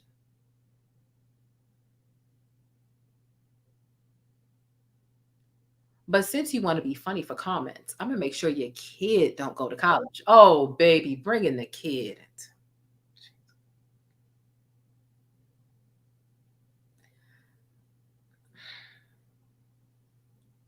You think my lawyers don't know you hiding money in Africa? I'm going to make sure I get every red cent of my $4 million. Don't ever put Takeoff name in your mouth.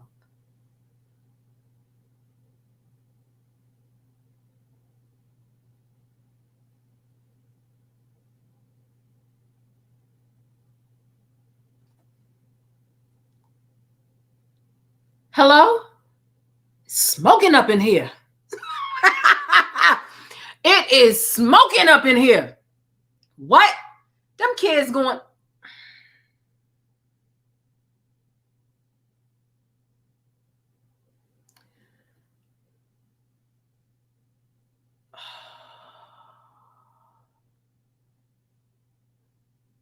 Now, mind you, nobody's allowed to speak on Cardi's kids, right? No, nobody's allowed to say, because she would send some people because she can't fight to bank and beat up people because.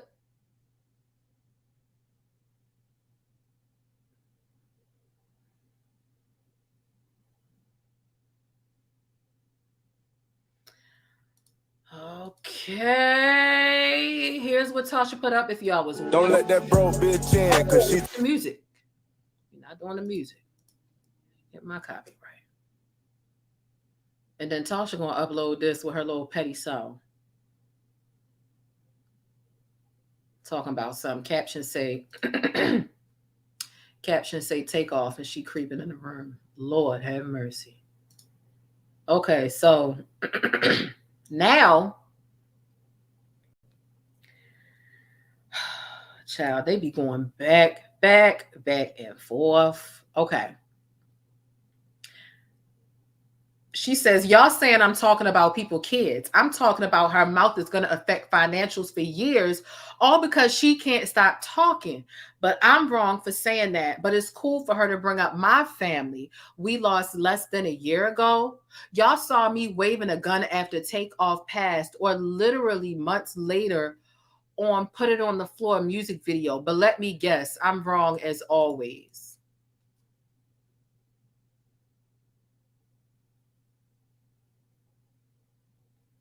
I'm trying to understand the correlation between Takeoff and kids. I guess you're trying to compare what, like the dead to kids, but you literally brought up her kids and literally brought up how you're going to make sure that her kids are at a disadvantage, a literary disadvantage. That's weird. That's weird. And I could tell that you had somebody proofread that for you because you're illiterate as hell. And the grammar wasn't that bad. And the last thing that we read, you totally brought up her kids and making her kids suffer based on what she said. So I don't know. I'm not buying this hypocrisy from you, because if you talking about how her mouth is going to affect her financials, a logical person could say an extremely promiscuous woman is going to encourage their child to be promiscuous as well. And if Tasha was to put that statement in her mouth and say, your kid's going to be hoes too, because you a slut, you'd be like, you talking about my kids. But that's really how your lifestyle, how somebody is predicting that your lifestyle is going to negatively impact your kids. But you wouldn't like, you wouldn't like that sentence, period. Because there's no need for me to bring up your kids to take a dig at you. So like, I'm just not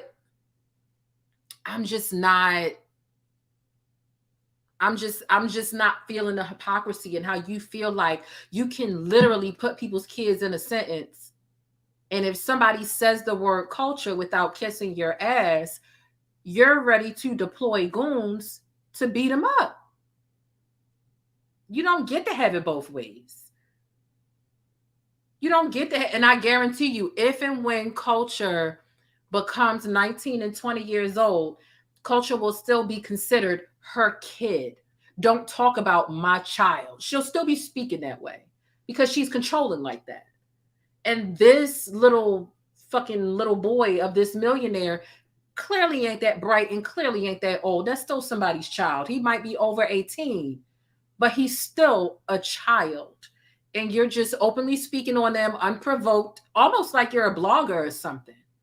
So you can't hate on a certain profession that talks about public information and then get upset when somebody uses that same logic on you, but you just don't like the way it sounds. That little boy didn't like the way what you said about his familial public information. So why do you think that the buck stops with you?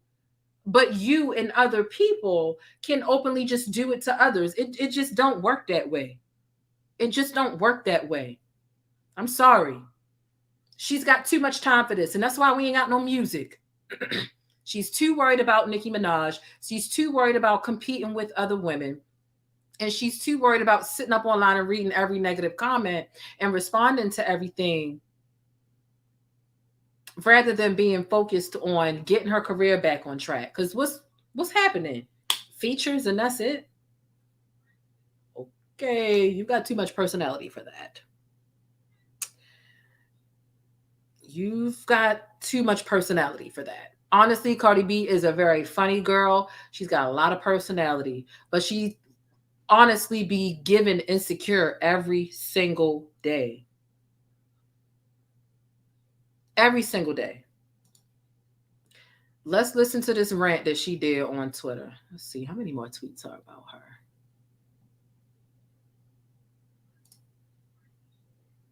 Apparently she was ranting. Doesn't matter. Oh, wait, no, that's not it. Hold on.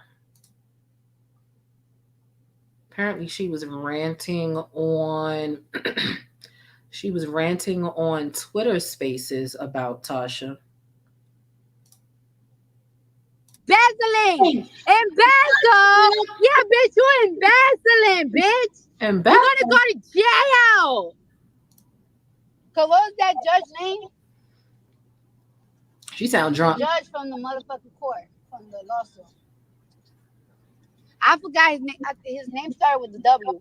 He said, if you hide any money, you're gonna get in trouble by the court. Bitch, you're going to jail. You're going to jail.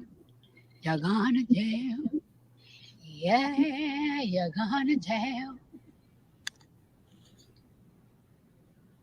Am I still on? Am I still on?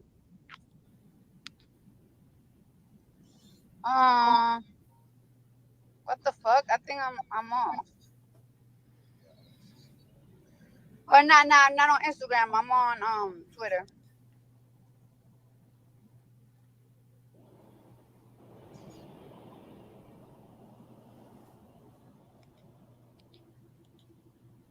And them motherfuckers want to talk about. Them motherfuckers talking about that I was talking about her kids. No, bitch. I wasn't talking about nobody motherfucking kids. Y'all love to twist a bitch fucking words. No, but y'all do. It's so early in the morning, y'all.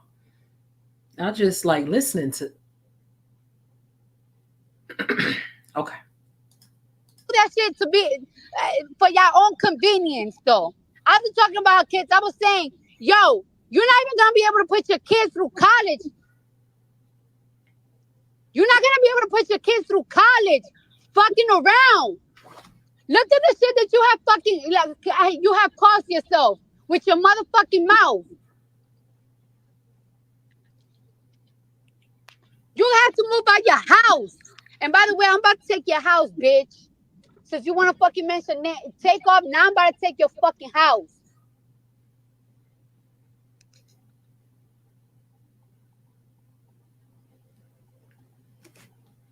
Is that what? And I don't even do this shit, but I'm high off the motherfucking anesthesia.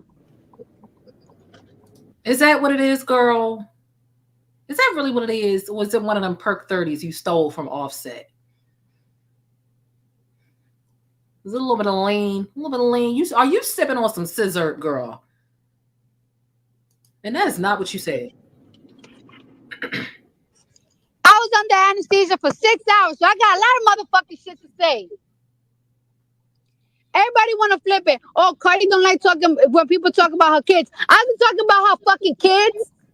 I said, bitch, keep playing around. You ain't gonna be able to push your kids through college. You ain't gonna be able to do shit. I'm going easy on you.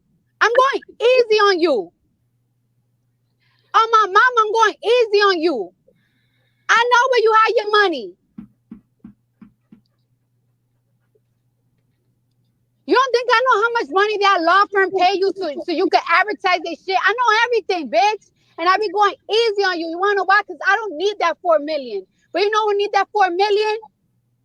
4 million?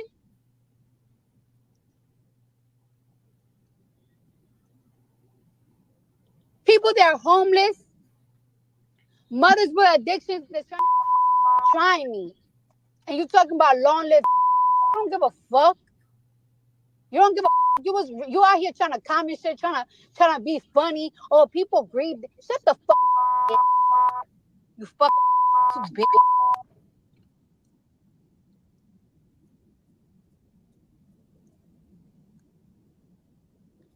I think I'm off. Oh no, I'm still on.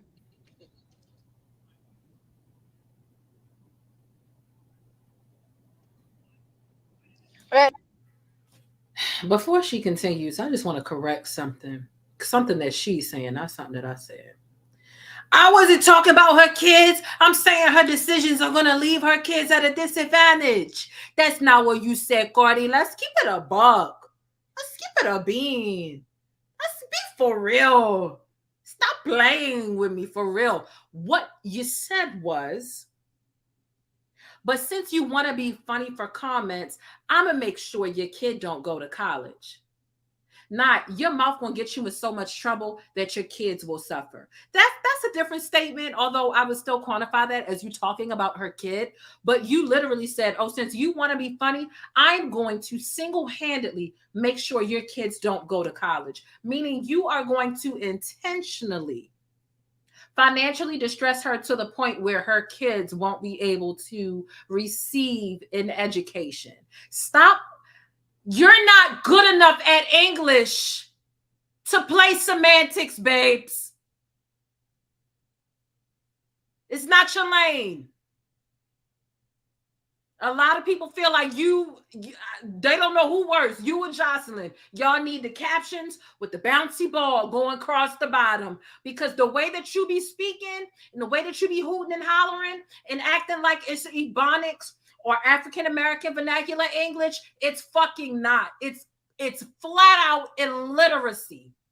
You don't understand our language enough to play semantics. You might be able to play semantics with your native tongue, but not the English language, babes. And I'm going to call you out every time, and I'm going to get out my goddamn red pen, and we're going to fucking talk about it. You talked about this woman, kids, and now you're trying to backpedal with semantics, and you don't understand our language enough to even know how to backpedal. I bet you if you sat up online and listened to anybody say backpedal, you go to the internet to figure out what the fuck it even means.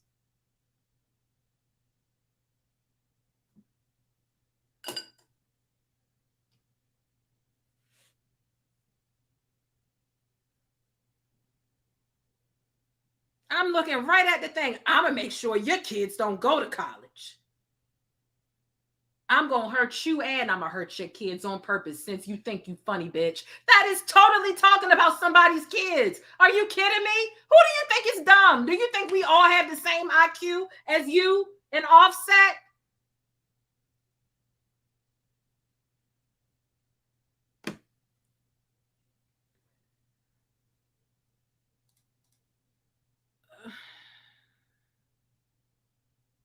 You know you're not paying both of their rent. It was gone. Let me just go in the bush and weep. Let me just go in the bush and weep. I just have to go in the bush and weep. Really. I don't understand. I swear to God, I don't understand.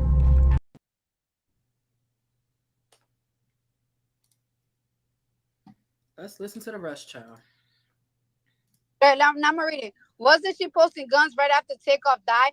Right after Takeoff died. No. This bitch said, Brown, look, this bitch said, wasn't she posting guns right after Takeoff died? Bitch, I just shot the fucking Lotto video 3 weeks ago. What are you talking about? And on the internet, cutting up not long ago after his sudden takeoff. I'm just asking, everyone grieves different. First of all, bitch, the son billionaire is not even grieving. He's not even dead. The billionaire is missing. So you got your fucking words wrong, bitch.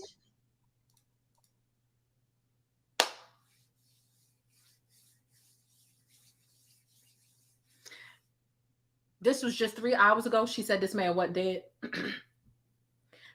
And then she said somebody got their words wrong. Like, Does Tasha K be making trouble and problems for herself? Yes, she takes those risks. But when Cardi wrong, she wrong. And when she pressed, she pressed. She pressed. Okay? There is nothing that that Tasha just said to Cardi that's going to cause her a lawsuit. Now, may it antagonize Cardi and make Cardi want to go a little bit harder at her and her assets? Maybe, but Tasha honestly has a point. She has a point. She's literally playing this game where she's kind of using the bully's logic against them. Oh, you want to insert yourself in other people's business and talk about how somebody's kid is reacting to their parent who may or may not be deceased? You want to micromanage someone's grieving process? Well, let's revisit yours. Is Tasha the right messenger for this? That's for you to decide. As some of the people in the comments say, some people feel like Tasha really needs to shut up. But although people may not feel like Tasha's the right messenger for this message, she actually has a point. Nobody asked Cardi to speak. And with Cardi having the massive following, over 1 million followers on Instagram. Matter of fact, I think it's more than that, actually. I think it's actually more like Cardi has 167 million followers, right? So imagine putting something out that is going against what they're saying and demonizing their behavior with regards to a potential death of a family member. Her 100, and this is just on Instagram. This is not even Twitter. Imagine the amount of hate and the amount of stands of Cardi B's that went over to bother this grieving boy. Because Cardi decided, let me just jump in somebody's business. A lot of people feel like Tasha be jumping in people's business, so she inserts herself. But what's the difference between Tasha and Cardi's behavior right now? Tell me. Because ain't nobody asked Cardi to speak up about that and say you shouldn't be at a concert. You should be home crying for me. You ain't dead yet.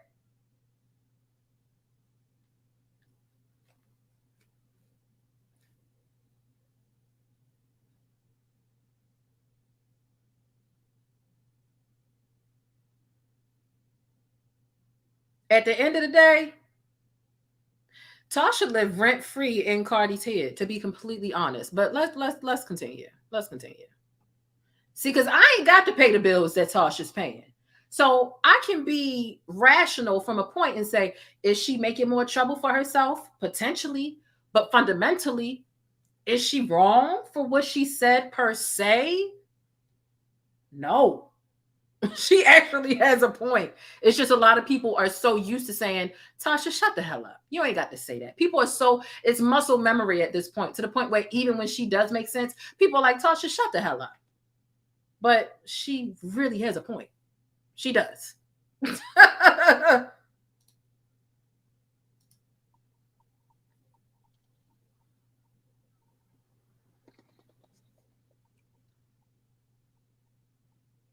Stupid ass hoe. Don't do that shit. Don't fucking play with people that I fucking love for real. That I'm really hurting for real. That my family's hurting for real. Don't do that shit. Don't do.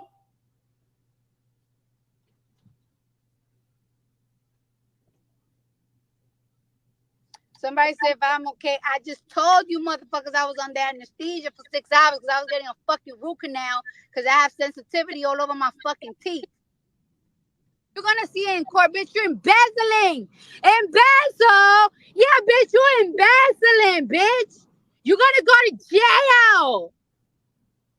Cause what was that judge name? The That judge sound from like- the motherfucking court. From the lawsuit. I've been on anesthesia. I done heard people on anesthesia. That don't sound like no anesthesia, babes. That sound like you going off that Casamigos. You had a little perk 30 and you took a sip of Offset Lean. That's what it sounds like. Hey, it is what it is.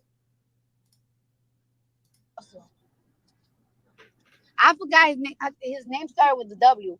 He said, if you hide any money. And you wasn't getting no damn dental work done. We know damn well you've been shape-shifting for a while now. Baby, that face from Love and Hip Hop is totally different from the person that you are roaming around the world as today. You know damn well you got something else done to them hips, them thighs, them arms. That nose, that face, that Botox, them cheeks, the jawline, chiseling down that nose. Girl, I'm not believing that they ain't got nothing to do with no goddamn root canal. I don't think so.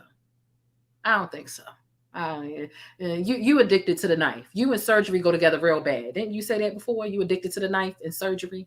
Yeah, girl.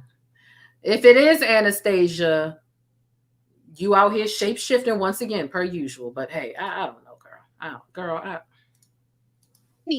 You're gonna get in trouble by the court, bitch. You're going to jail. You're going to jail. You're going to jail. Yeah, you're going to jail. Am I still on?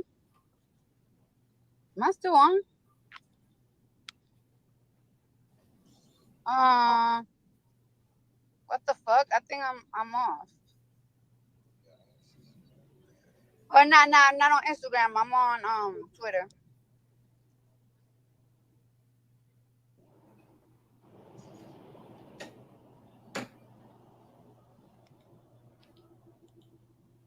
And them motherfuckers want to talk about. Them motherfuckers talking about that I was talking about her kids. No, bitch. I wasn't talking about nobody motherfucking kids. Y'all love to twist a bitch fucking words. No, but y'all do that shit to be for your own convenience, though.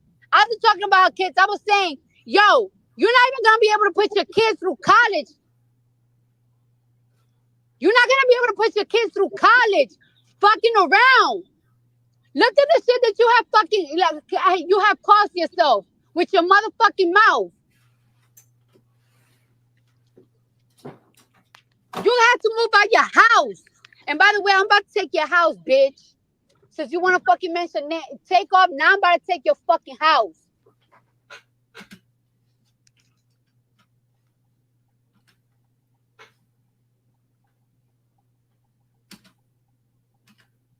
And I don't even do this shit, but I'm high off the motherfucking anesthesia.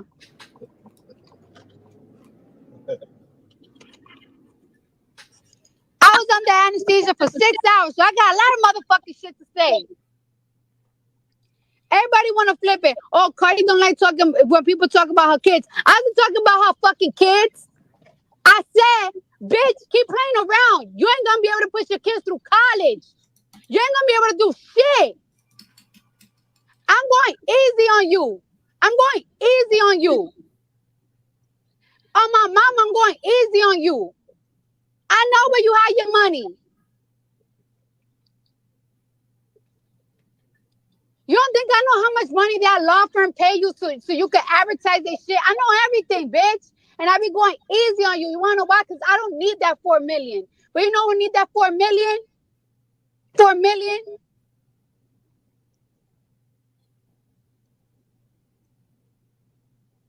People that are homeless, mothers with addictions that's trying me. And you talking about long live. I don't give a fuck. You don't give a fuck. You out here trying to comment shit, trying to be funny. Oh, people grieve. Shut the fuck up. You fuck too bitch.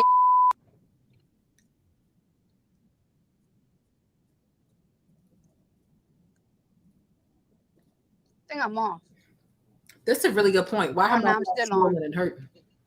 If she was really getting a root canal, would her mouth really be popping like this? Right, now I'm reading. Wasn't she posting guns?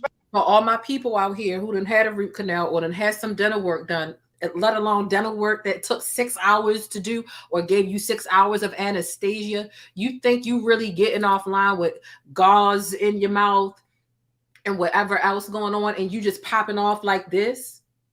Absolutely not. She's under the influence of something else. Or she was on anesthesia for something that was other than dental work. Because if she was on anesthesia, she would also be on some drugs too. So this is not making sense. This is not making sense at all. Right, Leo? You want a treat? Okay.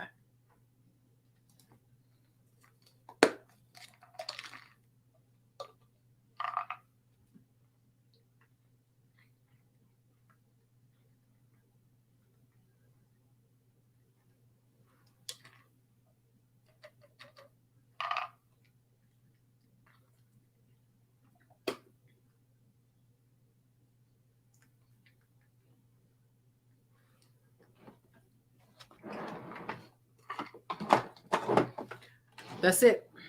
Get down. Get all the way down, please. And get your butt off these people's face. Thank you. Don't nobody want to see that pink booty hole. Come on.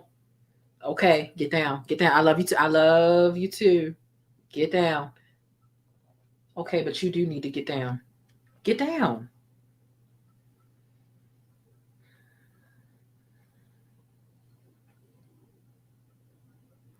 If you haven't already subscribed to the channel, subscribe for the cat because he is an asshole and he be here a lot, just like trying to annoy me and stuff like that. So, for example, showing his booty hole to y'all just now when I just asked him not to show his booty hole to y'all. What's going on?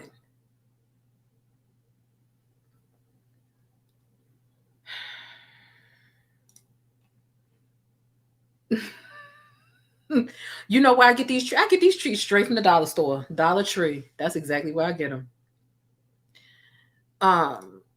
Does your cat like nip at you? Sometimes. Yeah, definitely assholes. Definitely assholes. Assholes showing their assholes. And I love getting these treats from the dollar store because they're so soft, and he prefers really soft treats over hard ones. Anyway, that's enough of my co-host because he like to try to steal the show and get paid like he done sat through a whole show, and then he be at the door knocking like, let me out. Like, no. Right after takeoff die. Right after takeoff die. No. This bitch said, Brown, look, this bitch said, wasn't she posting guns right after takeoff die?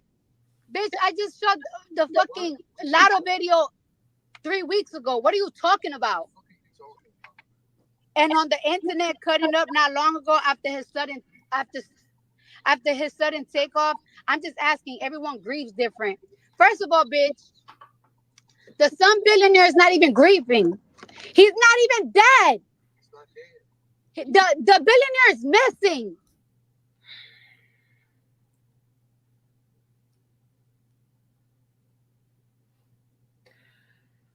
How are you going to say somebody's not grieving? Do you understand grieving works in several different ways? Someone doesn't have to be, I used to run away from home a lot, right? I started running away when I was like 11. And when I would run away, when my mother's friends would explain to me the suffering that she would go through because she was grieving the fact that I wasn't there. People don't have to be dead for you to be grieving them. If you're imagining the worst, then you're grieving. It's like, oh my gosh, they're not here. We don't even know what has or has not happened to them. But if we prepare for the worst, then this is the beginning of grieving. So sometimes people begin the grieving process while they have a missing family member. And it's not a pretty process. And I, despite the fact that me and my mother was going through something real severe at that time, I felt really bad for all that my mother was going through. She was just throwing up nonstop. She just wasn't herself. So people don't have to be deceased or even declared deceased in order for you to grieve them. This is the shit that I'm talking about. Cardi don't even know what the fuck she be saying and what she be talking about before she go on these rants. What about this makes sense? She's not using her words right. He's not dead, so that boy's not grieving. I guarantee you if her child or her family member was missing for more than 72 hours and they had to put out missing persons posters, she would be in a frenzy. And some people would describe it as a situational depression. And some people would describe it as grieving. People don't have to be with their maker or with Satan in order to grieve. This is the shit that I'm talking about. Is her IQ 3?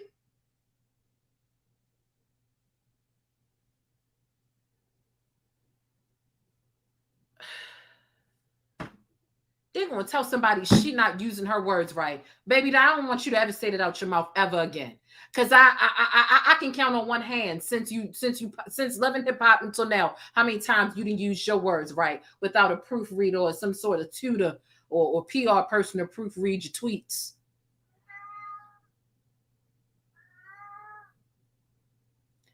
And Leo agrees.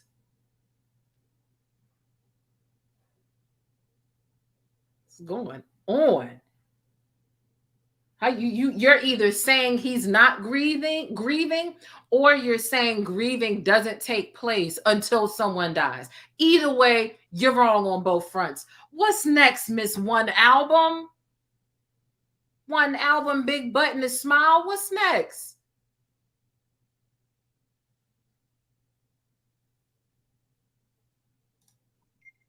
So you got your fucking words wrong, bitch.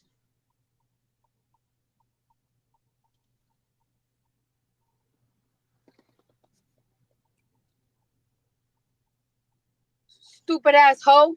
Don't do that shit. Don't fucking play with people that I fucking love for real. That I'm really hurting for real. That my family's hurting for real. Don't do that shit.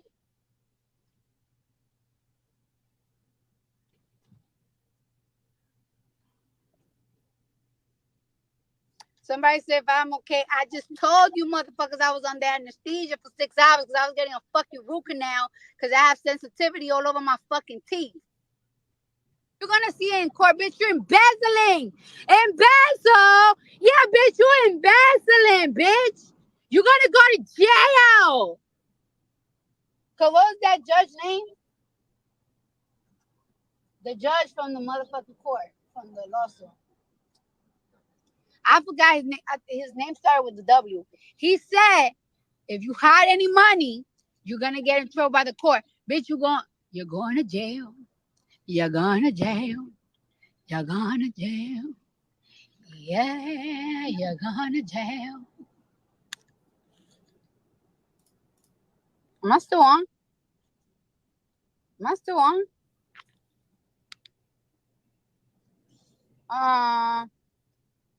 What the fuck? I think I'm off. Somebody said, can she spell embezzle? You know she cannot spell embezzle. Embezzle? Embezzle? Embezzle? You know damn well you know she can't spell embezzle. Or not on Instagram. I'm on Twitter.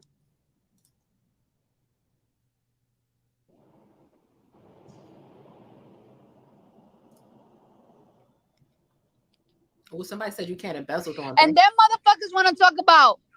Them motherfuckers talking about that I was talking about her kids. No, bitch. I wasn't talking about nobody motherfucking kids. Y'all love to twist a bitch fucking words. No, but y'all do that shit to be for your own convenience, though. I was talking about her kids. I was saying, yo, you're not even going to be able to put your kids through college. That's not what you said. You're not going to be able to put your kids through college fucking around. Look at the shit that you have fucking, you have caused yourself with your motherfucking mouth. You have to move out your house. And by the way, I'm about to take your house, bitch. Since you want to fucking mention that, take off. Now I'm about to take your fucking house. You sound spiteful and obsessed. Let's listen to the last round, and move on. And I don't even do this shit, but I'm high up the motherfucking anesthesia.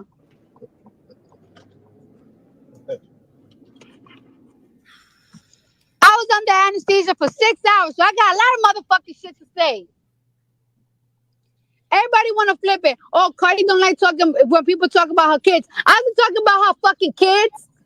I said, bitch, keep playing around. You ain't gonna be able to push your kids through college. That ain't what you ain't gonna be able to do shit. I'm going easy on you. I'm going easy on you. On my mom, I'm going easy on you. I know where you hide your money. You don't think I know how much money that law firm pay you so you can advertise their shit? I know everything, bitch. And I be going easy on you. You want to know why? Because I don't need that 4 million. But you know who need that 4 million? 4 million?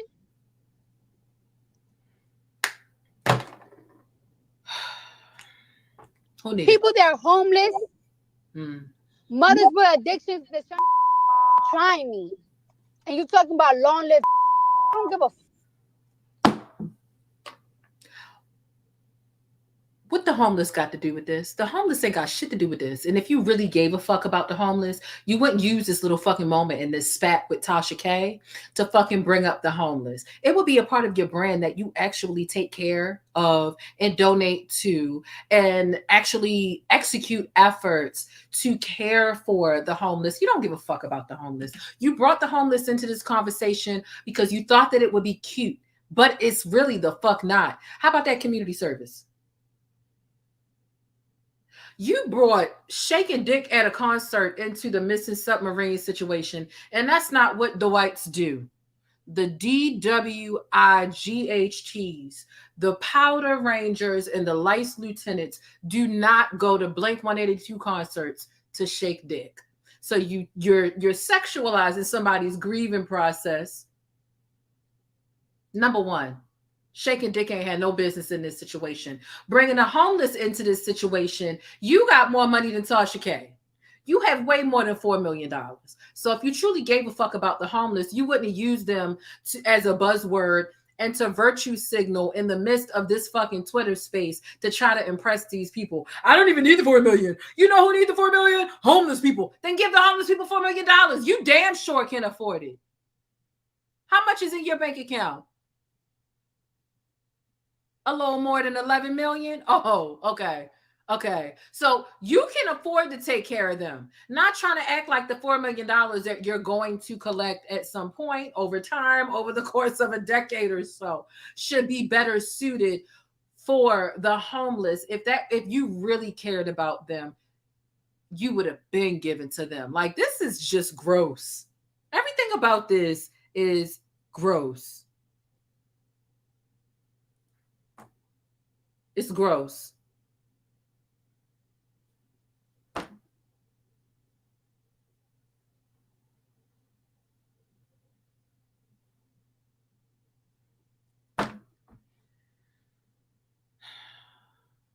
Fuck. You don't give a you out here trying to comment shit, trying to be funny. Oh, people grieve. Shut the fuck. You fuck you bitch.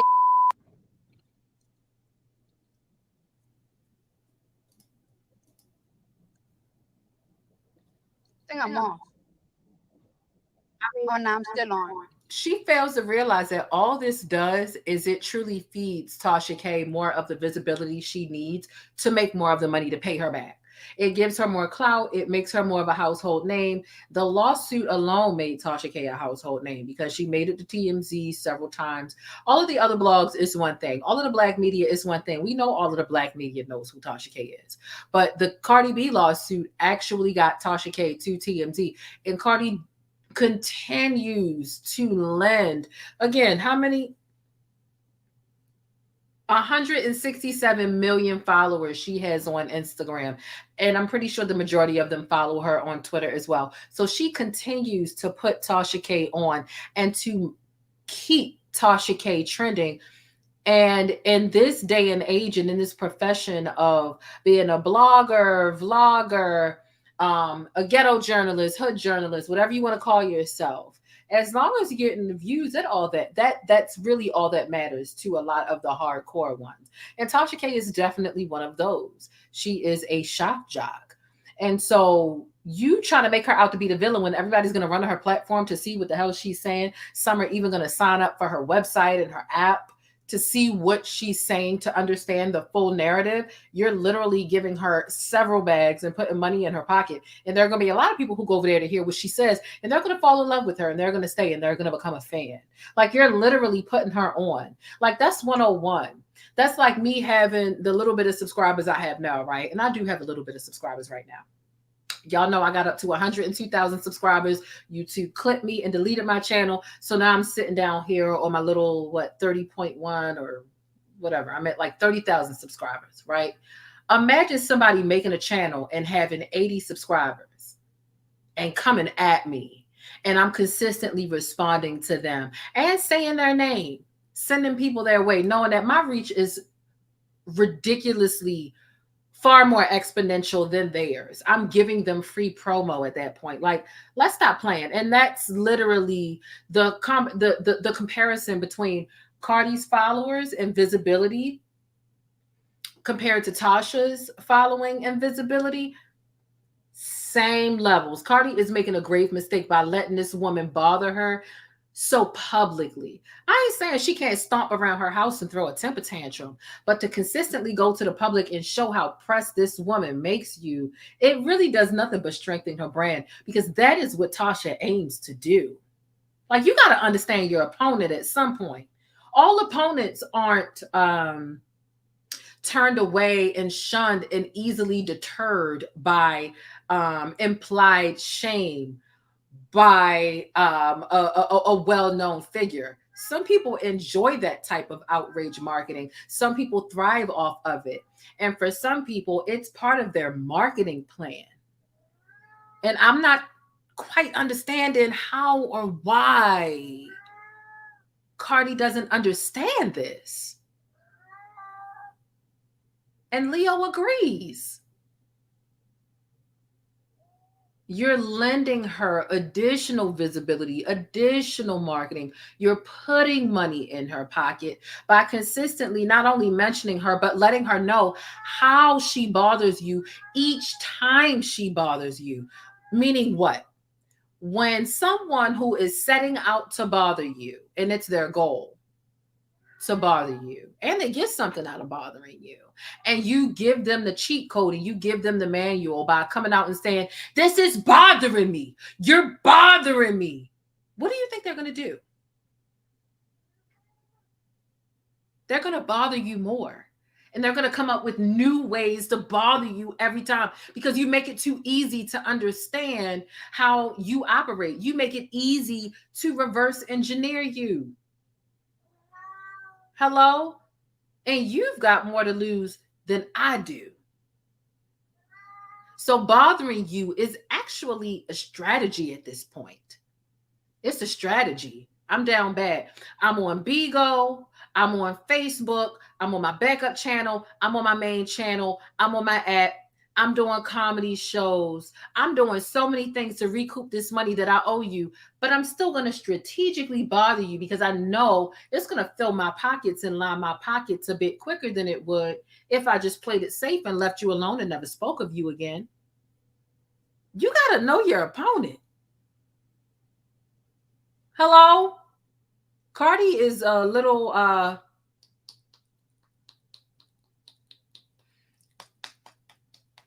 seems remedial.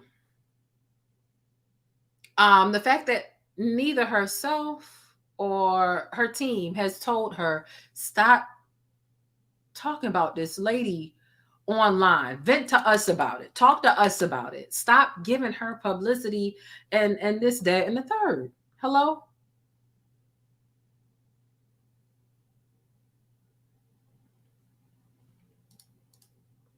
I'd be happy that a celebrity thinks something so important to get under their skin. Child. Never seen a chat that didn't take up for Cardi's foolishness. Oh, really? Oh, yeah. Sound like Leo said hello. It just doesn't make sense. It just doesn't make sense. Cardi needs validation and needs an audience. Have to be on the firing range at 10. Namaste. Okay, see you later. See you later. See you later. Let me finish playing the rest of this, and then we'll move on to Jonathan. Rip me out the plastic, y'all. I'm acting brand new. Acting brand. Right, I'm gonna read it. Wasn't she posting guns right after Takeoff died? Right after Takeoff died. No. This bitch said, Brown, look, this bitch said, wasn't she posting guns right after Takeoff died? Bitch, I just shot the fucking Lotto video 3 weeks ago. What are you talking about? And on the internet, cutting up not long ago after his sudden takeoff. I'm just asking. Everyone grieves different. First of all, bitch, the son billionaire is not even grieving. He's not even dead. The billionaire is missing. So you got your fucking words wrong, bitch.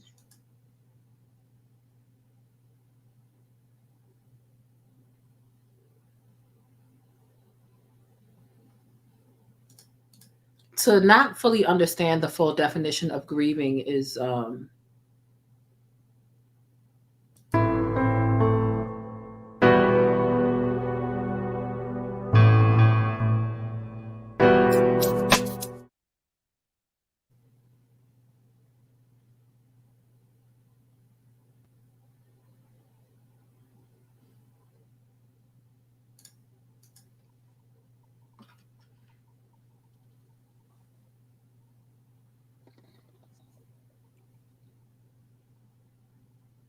Stupid asshole. Don't do that shit. Don't fucking play with people that I fucking love for real. That I'm really hurting for real. That my family's hurting for real. Don't do that shit.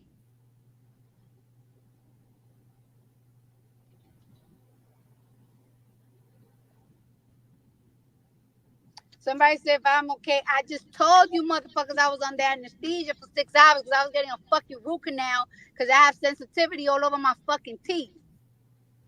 You're gonna see it in court, bitch. You're embezzling. Embezzle. Yeah, bitch, you're embezzling, bitch. again. Okay, all right. I can't deal with no more. I can't deal with no more. I can't deal with no more. I can't deal with no more. I can't deal with no more. I try to get the whole thing in there while giving less commentary so y'all could get more of like the bulk of the rant. But woo! I don't know where the wives at. That's a good question. You would think the wives would be out here snotty nose crying, but they probably out here celebrating their little soon to be fortunes. Okay, so staying on this Titanic thing, child, it gets deeper and deeper and deeper. Like some good.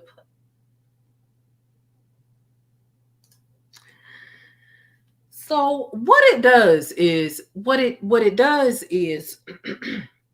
like I said, I was with him in the beginning. I'm like, okay, who says you can't go to a concert during the grieving process? Who says that? Like, where did that rule come from? Like, I just want to know, right? And so you had him go to the concert.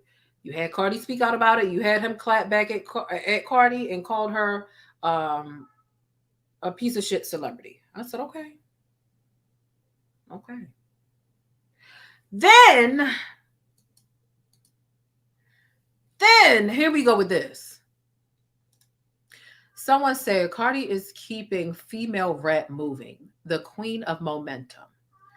This little nigga says she is as trashy as your mama, nigga. I said, oh, wait a minute, you done took it a little bit too goddamn far now. You done took it a little bit too goddamn far now. What's with this damn N-word? Hard ER or not? What the hell is going on? And you go on and finding tweets from goddamn yesterday calling people a nigga over Cardi?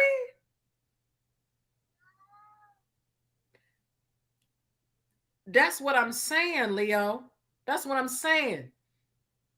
So somebody said, meanwhile, his dad is lost in a sea capsule. They should have taken you with him. And so, oh, he's a raging fuckboy and he's a racist. Color me surprised. I said, oh my goodness. Now, I was on your side at first, but this is a little out of control. It's more than a little out of control. It is 1,000% out of control. Brian, you're dead wrong. Brian. You're a racist. I don't know if you need therapy or what's going on. But you're a racist. And I know Candace Owens will be your best friend, but you're out of control. And right, and the cat agrees. That's what I'm saying, Leo. I'm voicing it. And I was totally with him. I cannot believe the way I was with him at first. And I had tweeted about him, trying to look for it. I think I was under a TMZ post. I'm like, you go from the concert, hollering at the OnlyFans model because you try and get your dick. Oh, okay. All right. And now we at the racist shit. I'm saying, okay. All righty. All righty. This is funny. I'm going to have to put this on the screen. Hold up. Who put this in the Discord? Somebody put this in the Discord just now. Somebody said... Candace Owens, when she heard that 5 white men were stuck in a submarine in the ocean. That is, I mean, it's the accuracy for me. There is not a single lie told here. Okay, not a single lie. Okay, what's the difference between a submersible and a submarine? A submersible, unlike a submarine, has limited power reserves and needs a support ship on the surface to launch and recover. Child. So it was more unsafe. So it's an unsafe submarine. Oh, okay. Y'all remember in the beginning of the show, if y'all were here and y'all were lucky enough to do so because you subscribed and you also have the notification bell on, we were talking about Black people considering or really calling the difference between a submarine and a submersible. Like, hello, if the thing is metal and you go underwater with it, Black people are calling it a submarine. Ain't nobody got time for the semantics, but I was curious to know because they were saying it was a big difference. Okay, so a submersible is way less safe than a submarine. So I'm still not going to be wanting to say submersible. I'm going to say them unsafe submarines that need a mothership to, you know, kind of govern it and stay above. Okay.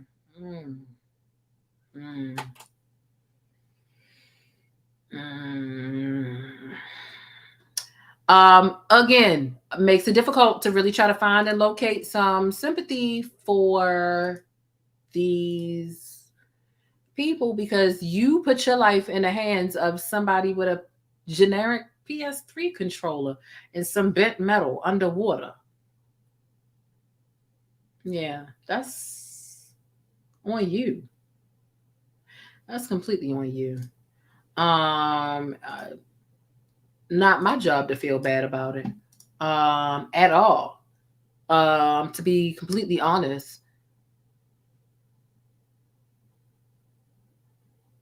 what are y'all wearing to the funeral and the repast? Because again, it's what do we got?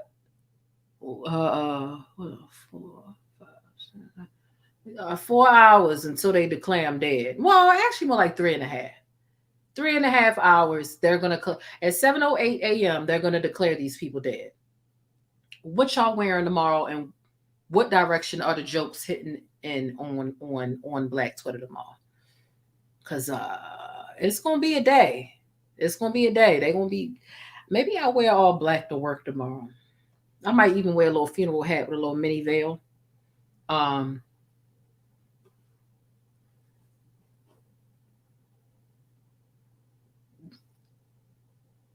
I'm supposed to feel bad when you get into a two-door Honda Accord and dive.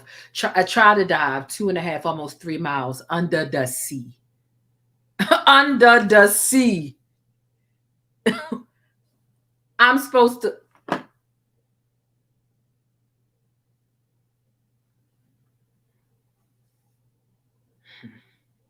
Okay. Like I said, I knew it wasn't my people from the jump. 3 Pakistani, 2 white.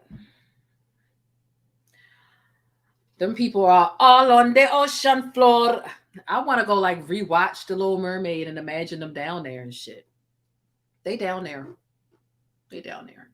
Yeah, they down there. You know, our ancestors that had to jump off the ship might be down there getting it back in blood. Or it could be the Titanic people. You know what? Moving on to the next subject. This time we move on to the next subject. And as we move on to the next subject, why does it look like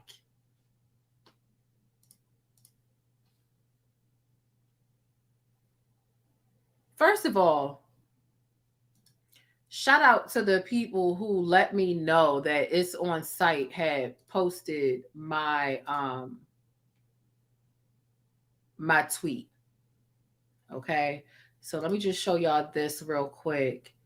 Those of y'all who follow It's On Site, they reposted my tweet, and it was actually on the first page of their post. Twitter reacts to Meagan Good and Jonathan Majors arriving to court hand in hand, dressed like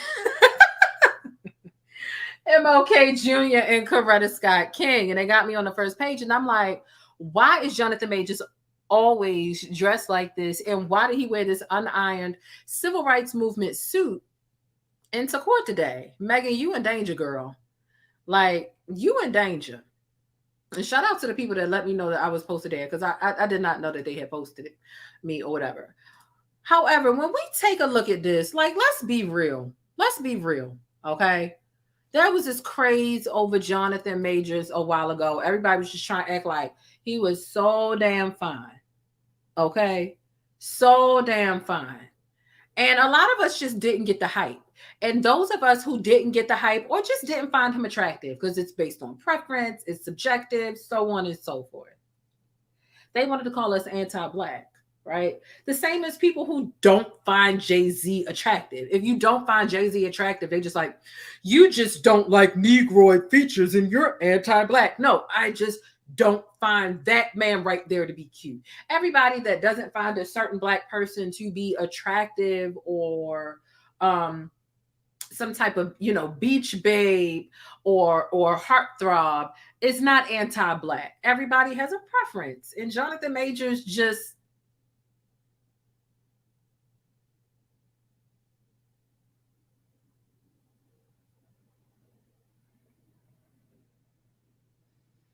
the slave cosplay ain't doing it for me. No, I don't find slave cosplay attractive outside of slave shit.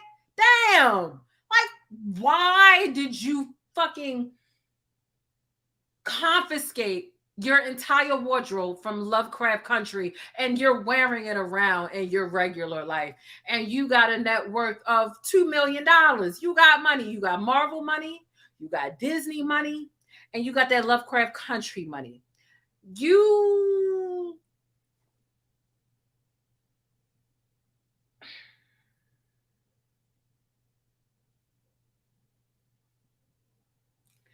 So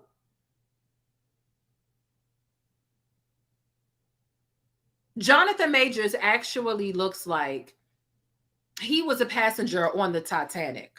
It's given 1912, but what's this? Y'all, please tell me what this is. Tell me. To court. You trying to beat charges against a white woman, allegations of abusing her, whether you did it or not. This is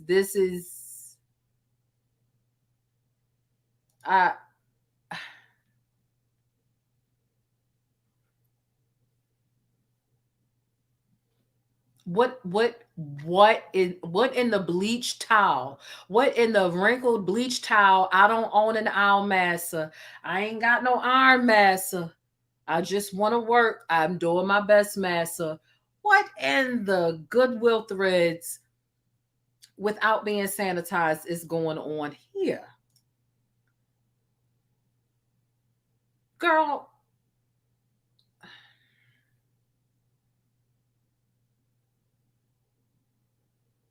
purposely decided not to get a haircut, purposely wanted to look poor, purposely wanted to look like what?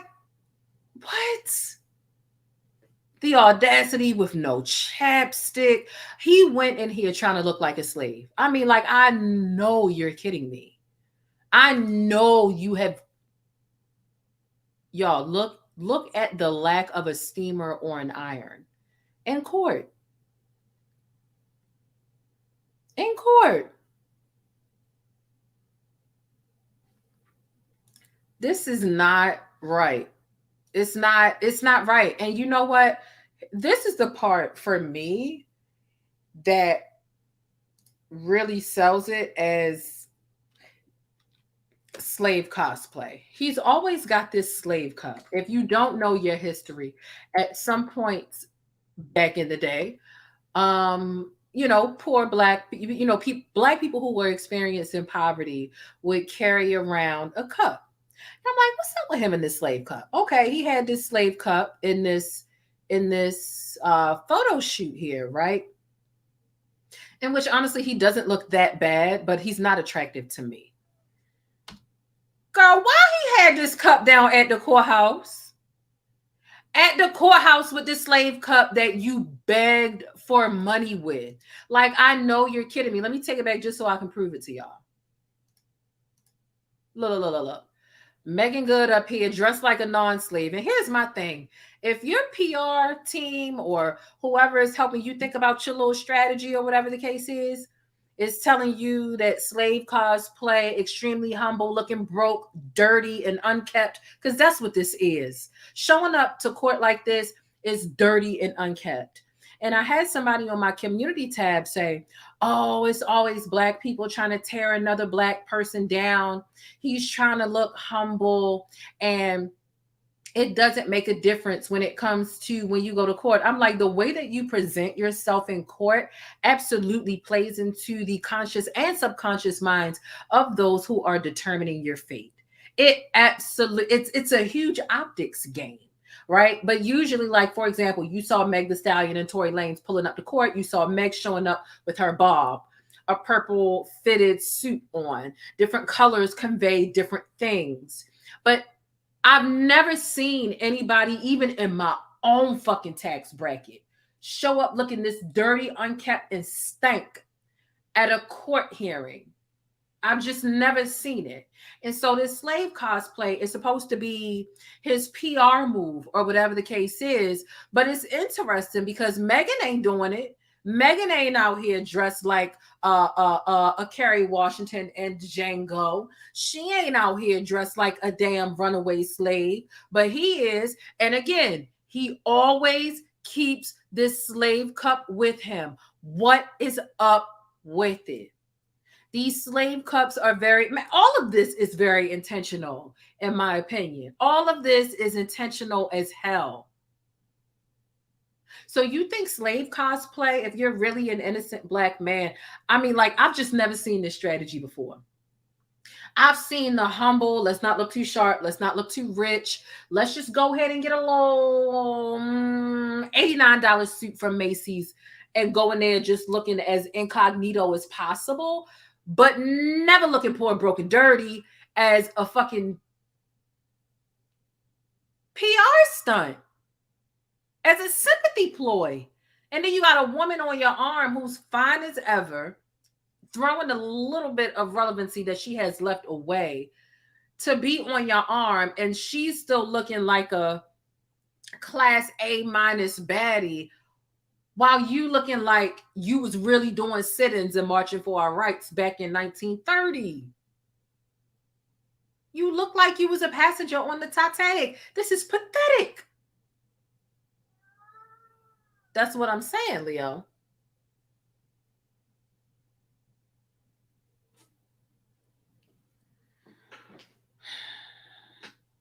Her ex-husband is certainly somewhere to the side of the pulpit laughing his ass off at this travesty, because this is absolutely a travesty.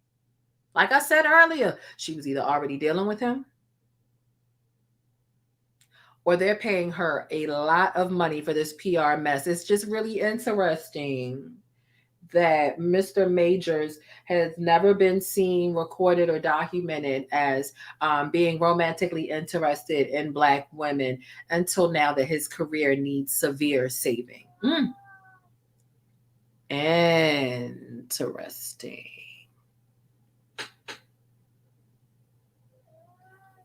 And the slave cup is just completely out of hand.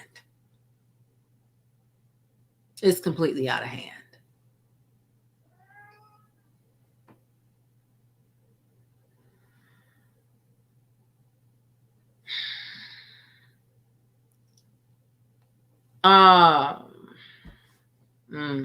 That's the slave cup is just on my goddamn.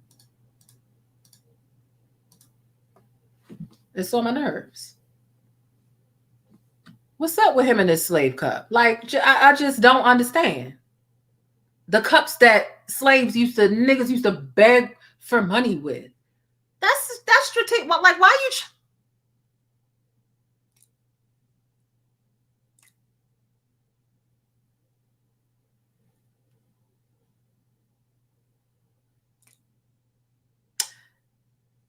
You know, every day I wake up, I don't be trying to find anything that annoys me about him, but because they're in the news so much and I cannot avoid them, I stare at things and I look at things and I analyze them. You know, when a dog kind of like put their head to the side, like, I'm like, just looking at everything. And I'm like, this ain't right either.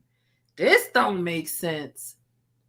Now, what I can say is that the trial is going to go down in August. Now, the trial will be an absolute media frenzy, and I'm letting you know right now, it will. I've read some insider information, and apparently there are going to be 4 eyewitnesses, one being the taxi driver, one being a witness off of the street who accompanied her to the club afterwards, one being a handyman that when she threatened her life via text message and he woke up and saw it and he rushed home and he needed to bust down the door, he got the handyman to help bust down the door. And then when him and the handyman got the door open, she was halfway naked in the closet, and that's when she had the injuries.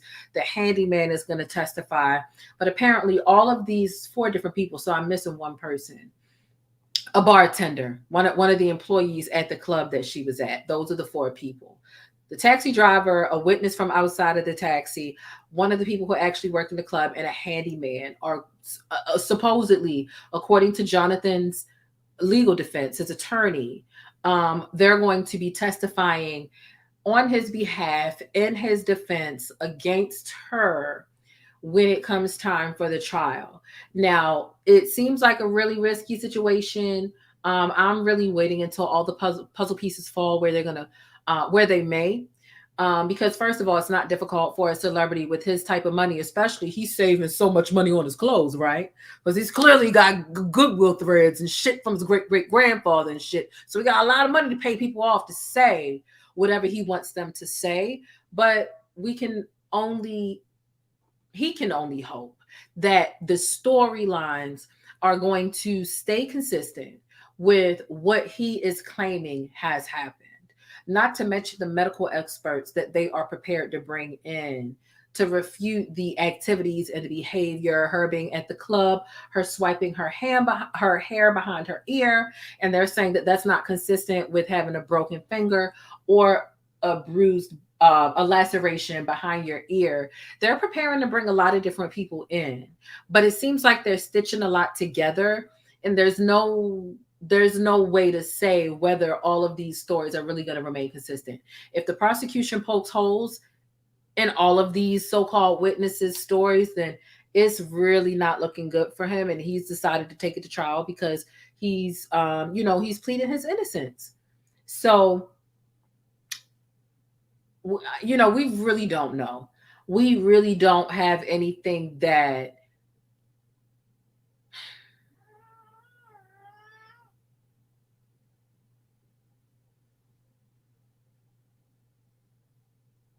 what?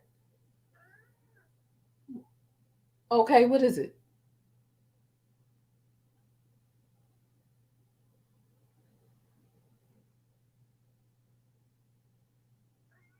Okay, well, what is it? Okay, you want to come up here? Come on.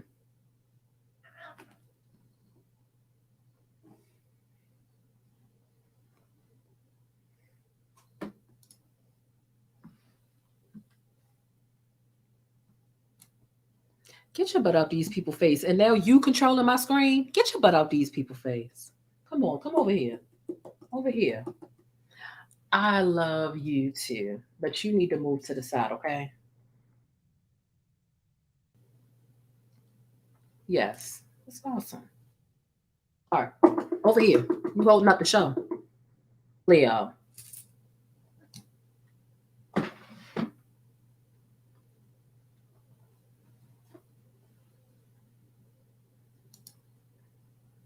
He said, enough about that Jonathan. Let's talk about Leo. No, let's not talk about you, buddy. Let's not talk about you, brother.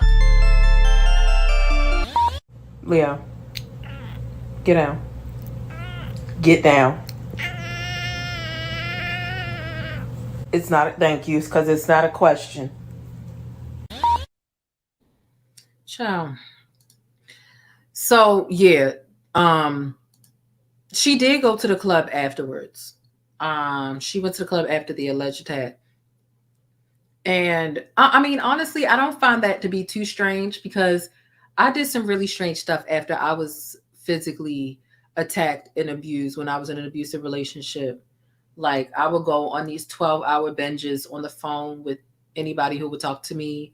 Sometimes it'd be one person, sometimes it'd be multiple people. Sometimes I would like go to the bar. I would like whatever I could do in my muscle memory to take my mind off of what I had just experienced, I would do. And it wasn't until like 36, 48 hours later when I'm like sitting still in the shower, wherever, and I really had time to think about like, oh my God, I just experienced that. So I'm not saying that that's what happened here, but I'm also not saying that it's unbelievable that somebody went to go have fun after they were abused. Like, because who just wants to sit and think about their abuse? Either your conscious mind or your subconscious mind is going to be like, girl, let's do something that we used to doing. Something, let's, you know, like, I don't, you know, it's a really odd situation to be put in. So I don't know. So yeah, that's that for me. Now, last but not least, I do want to get into a damn documentary tomorrow. I just cannot believe the damn documentary coming on today. Like, a documentary about the Titanic, the missing submarine, and they're not even out of oxygen yet. And really, at the end of the day, let me pull up my tweet first. Let me pull up. I can't believe that just seems so ruthless, and it does. I just feel like they shouldn't be calling it a documentary. That's all. And so, thanks. I missed y'all too. If y'all really missed me, hit thumbs up. Leo, what's this? What's this? No.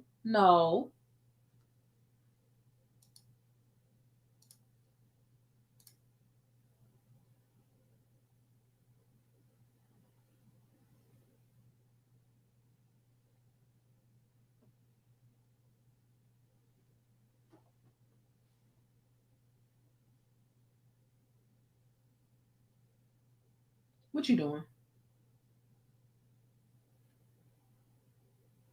You gotta let me finish this show first.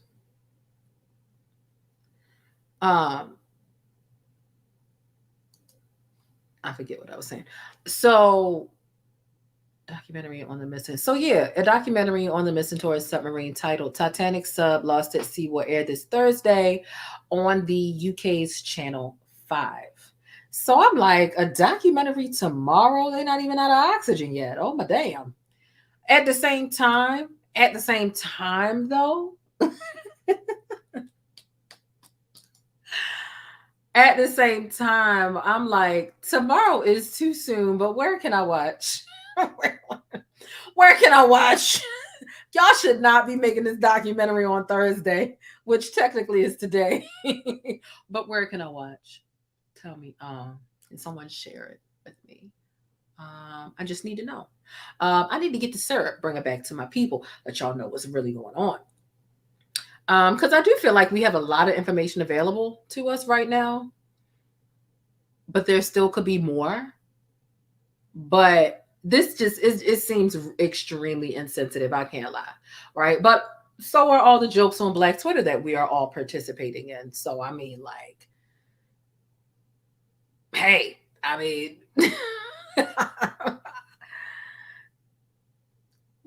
Like, what are we doing? And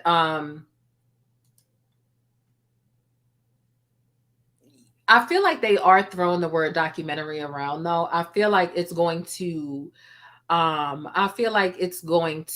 give more of a 2020 special type of vibe. You know what I mean? There's no way you can make an actual documentary about this already when all of the facts and the actual fate of the people was only 12 hours prior to when y'all air it. What are y'all airing it tomorrow or today at 7 p.m. and they're going to technically be announcing these people dead at 7 a.m. Y'all don't have enough information on all of the facts to even do so. I truly feel it's going to give more of a 2020 type of a special. That's what I feel. That's my thoughts. I feel like they're just throwing around the word documentary. I feel like maybe there might be some translation issues between how the Brits or people in the UK utilize the term documentary. Maybe they microwave the term a lot, whereas over here in America, we don't really microwave that term. It really has to be something that's well thought out with a lot in all of the facts. But I'm definitely gonna watch it. I ain't gonna hold you. Is it too soon? Yes. But am I gonna watch it so that I can give y'all the breakdown and the run through? Oh, absolutely. Can we watch a documentary? You know what? I think that we should. I'm going to spend tomorrow while I'm at work.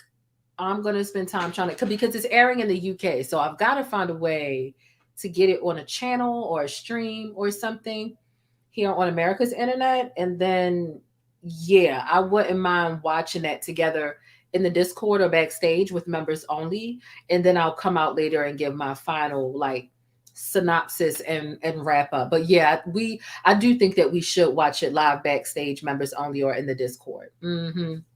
Yeah. So I'm gonna research how I can get a hold of it, and we'll do members only and watch it live. That'll be fun. I might watch it because I need to know. They're airing the documentary faster than the jet. Hello? They are absolutely airing it. Like, it's just it's terrible taste. But am I gonna watch? Yes. Why he looking at me like that? I wish y'all could see the way this cat is mugging me. Just judging me and mugging me. What?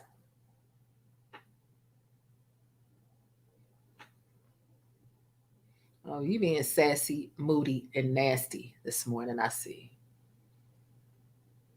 The camera not even on you and you giving all this diva and attitude.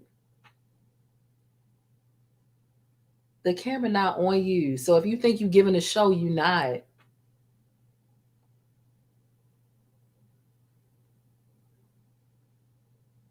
Is that it?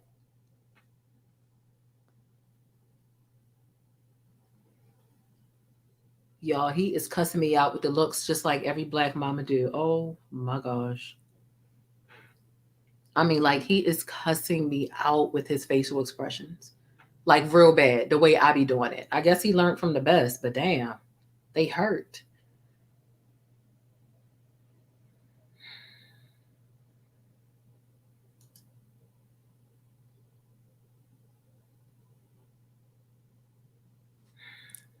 I'm not paying you no mind.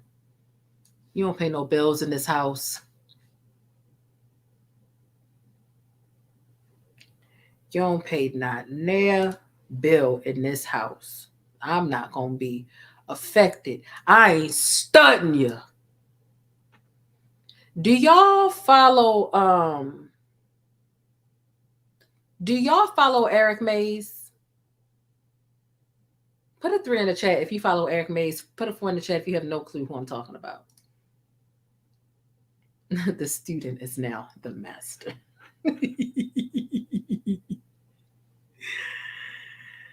I have. You're right. We in the UK would call it a documentary. it would be to understand the process and thoughts behind taking up this expedition. They may even speak to people who knows the people. Interesting. I think that it would be really dope and it would be a super amazing exclusive if they could get a hold of that engineer that was fired in 2018 for continuously telling the CEO and the co-founder that the submersible was unsafe and just like not fit for voyage and to deploy, period. But he was fired. If they could get an interview with him, that's what I'm hoping for. That's what I'm really hoping. If I watch it, that we will be able to talk to him. But also the extreme tourism craze too, I've read up as well. They're going to be covering that. But thank you for that insight. So we have someone from the UK here in the chat who was given some insight as to the difference in the American use of the word or term documentary and the UK use of the term documentary. So my prediction was right. Yeah, my prediction was right. Awesome, awesome, awesome. I'll speak to people behind the scenes. Yeah, yeah. Eric Mays is this hilarious. Do y'all hear me? And when I say hilarious, I mean it. And he's a council person over there in Flint, Michigan. And he don't be playing with these people. It's always a viral moment. I'm about to show y'all a couple things that's really going, and I'm gonna end up making a compilation because I have to because this man is so he should not be this funny. He should not be this funny, but for some reason he is. And they really just be trying to handle the city's business. And they be playing with him. And he be playing with them back. Eric Mays is so hilarious. Hold on. So we're going to zoom in. Make sure y'all hit thumbs up if y'all haven't already.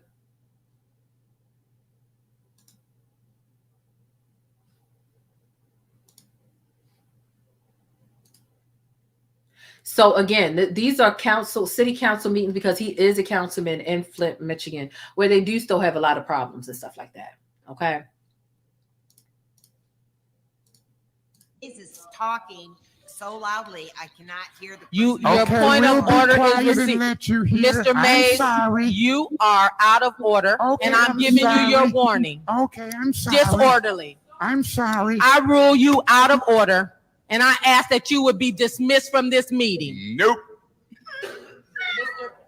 I don't care what you ask. Leave. Bye. Assalamu alaikum. I just want to say one thing.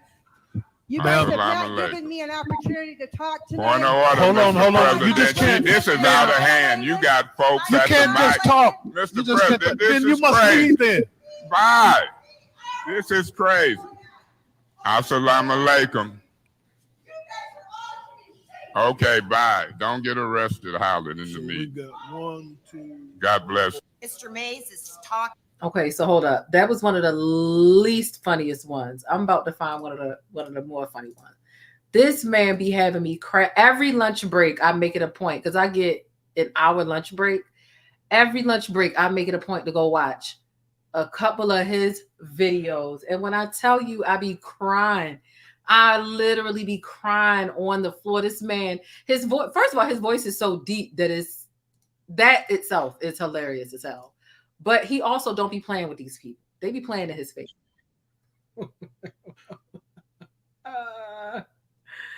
Y'all got to look at this. I got the flow. And you can't take the flow. She started it with a point of order. The chair can't just take the flow, Miss Galloway. Don't go down this road with me. Miss Galloway, point of order. You out of order. You ain't got the flow to argue this. I had the flow to argue. I'm saying point of order. Rule on yourself. You're out of order talking about what they say. Excuse me, Miss Worthing. If you going to start picking and talking to me, could you go back over on that side, point of order? Because I cuss you out. Motion got going. Hell yeah, I know what happened. Councilman Mays, please refrain from your profanity. Hell yeah, I know what happened. Okay. Madam Chair, and I was doing pretty good.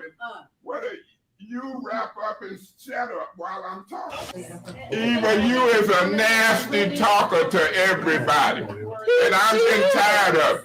You talking nasty to everybody. The city attorney, me, who give you the right to talk nasty and don't get talk nasty back? Your little nasty butt. A point of order. What's your point of order? Why would you ever think that in a city council meeting somebody would stand up and say, your little nasty butt?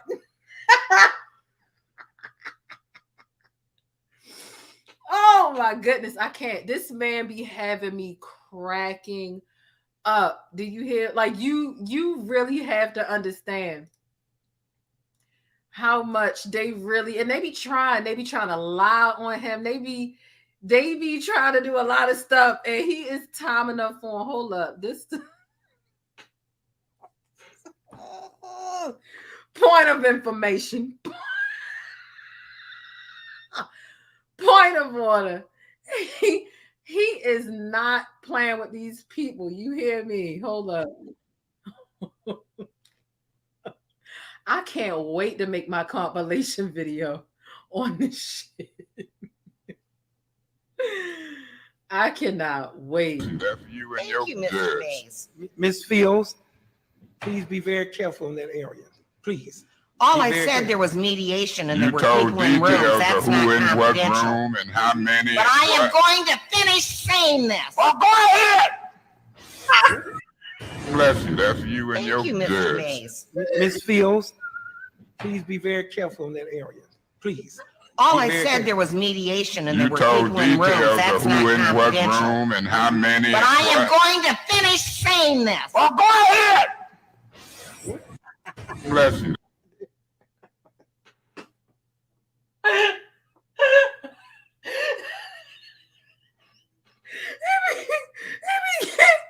be giving these white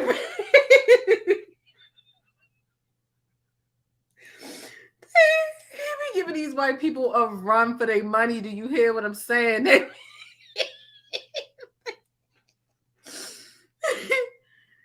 Oh, this is just it's really just so so out of order.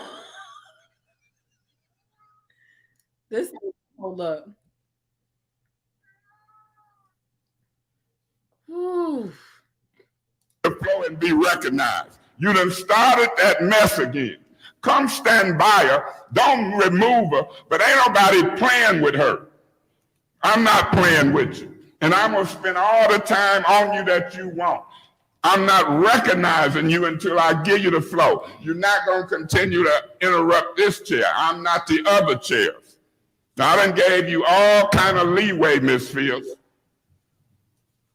And you're going to wait till you get the floor. You're not going to interrupt using points of orders and requests for information wrongfully.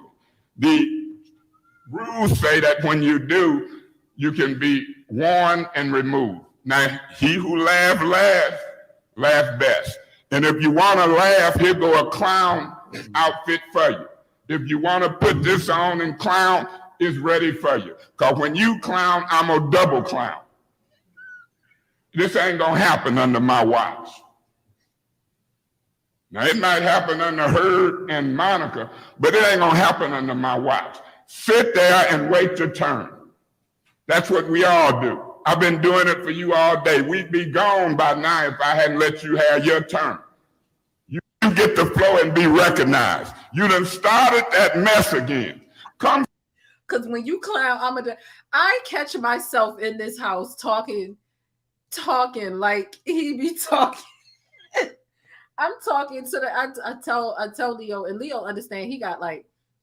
Leo got like 15 to 20 commands that he understands perfectly. Get down, get out the kitchen, move, stuff like that. And I'll tell him to get out the kitchen and he'll play with me. Like he'll play, like he won't. And I'm like, I gotta get Black Mama on him. I'm like, you better get out the kitchen. I shouldn't have to tap them furry buns for you to get out the kitchen. Because when you clown, I'm a double clown.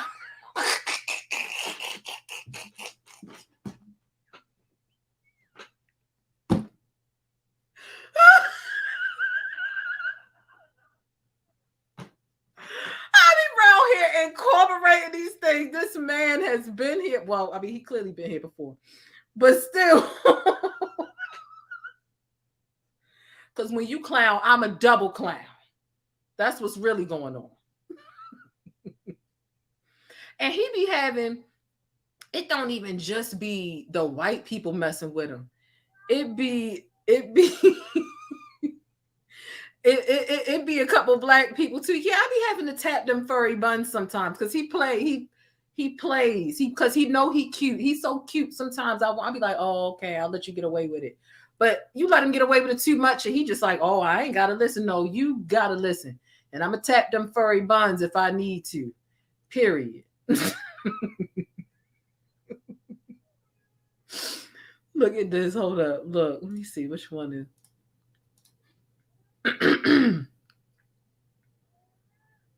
This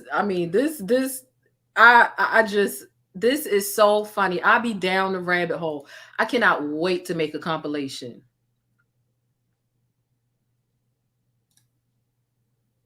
Point of order. What's your point?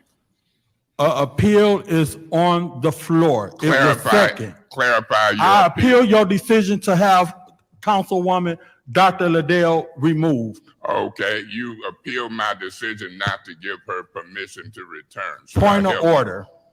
What's your point? My point of order is it is appeal on the floor that you, Dr. Councilwoman Liddell Lewis, will not be removed from the meeting. That's what the appeal, and it was second, and that's what's on the floor. Well, let me put it to you this way, Mr. Murphy. I tried to help you. And so now I'm going to recognize your appeal that you said was on the floor. And I'll repeat exactly what you say, and then I will ask for a second. I cannot be more articulate and clear than that. Repeat your appeal one more time for this president.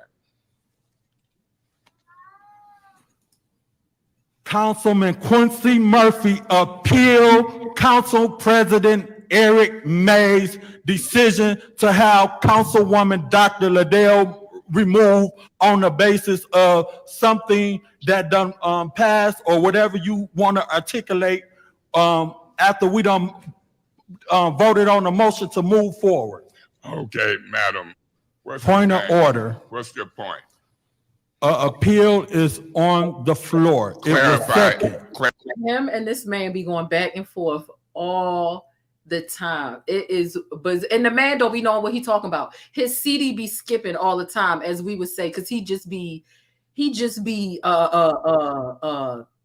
stuttering, and he don't know what he talking about. But he always want to challenge what Mr. Mays got to say. Here, I'm trying to get to my job. So I'm trying to stay here and do the business of the city of Flint, but we can't do the business because you're too busy worried about what Quincy thinking about in November.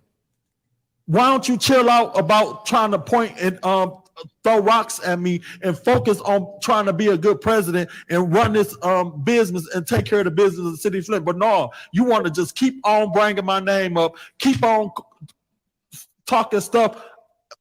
The stuff you be talking about is not, this is not the time and place.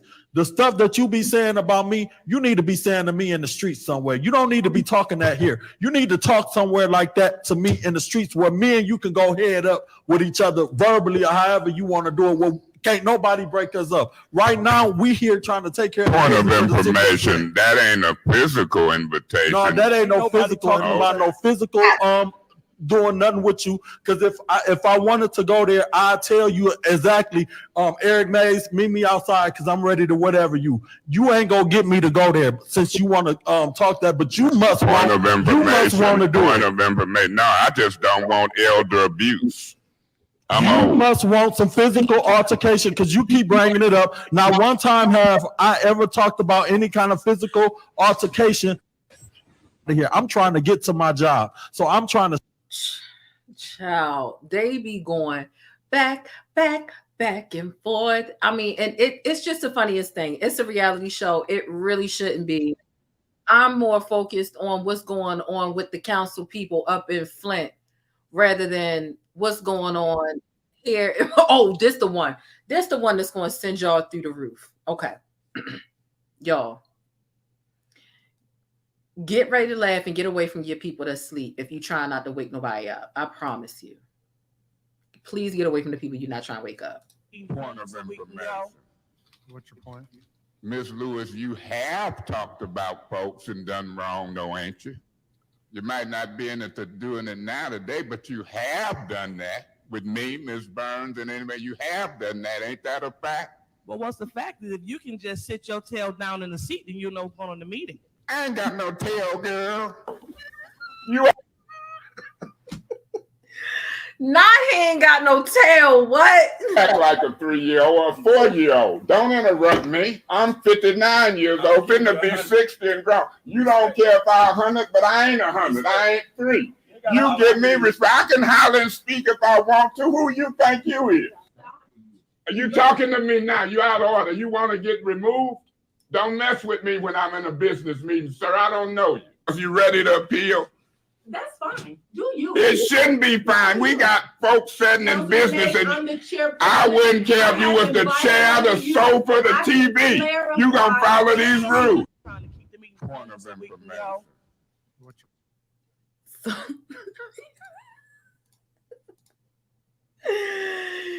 This man is a national treasure.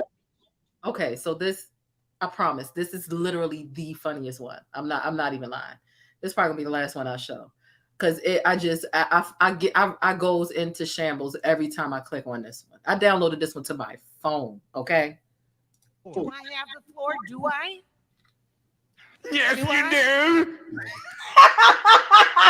Why would he mess with that lady like that? Wait, I gotta see that one from the beginning again. Yes, you do. Why would you say that? Why would you say that? Why would you say that? Let me make sure it's off mute. Oh my goodness. I can't. He knows how to get under these people's skin. Oh my God. I cannot. Do I have the floor? Do I? Yes, you do. Thank you very much. What a fool.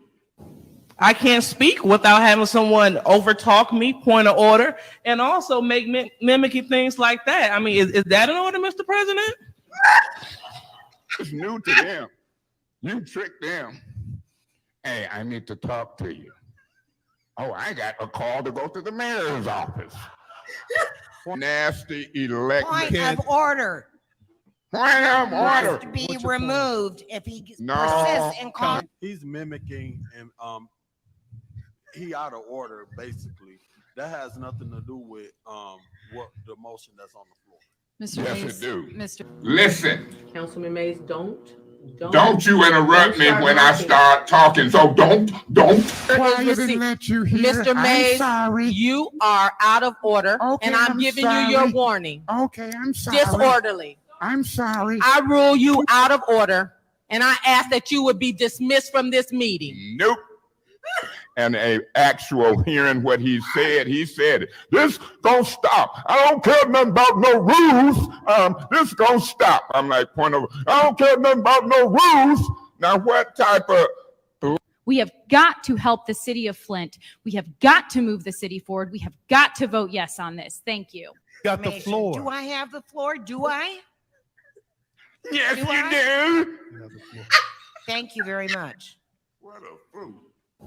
I can't speak without having someone overtalk me, point of order, and also make mimicking things like that. I mean, is that an order, Mr. President? It's new to them. get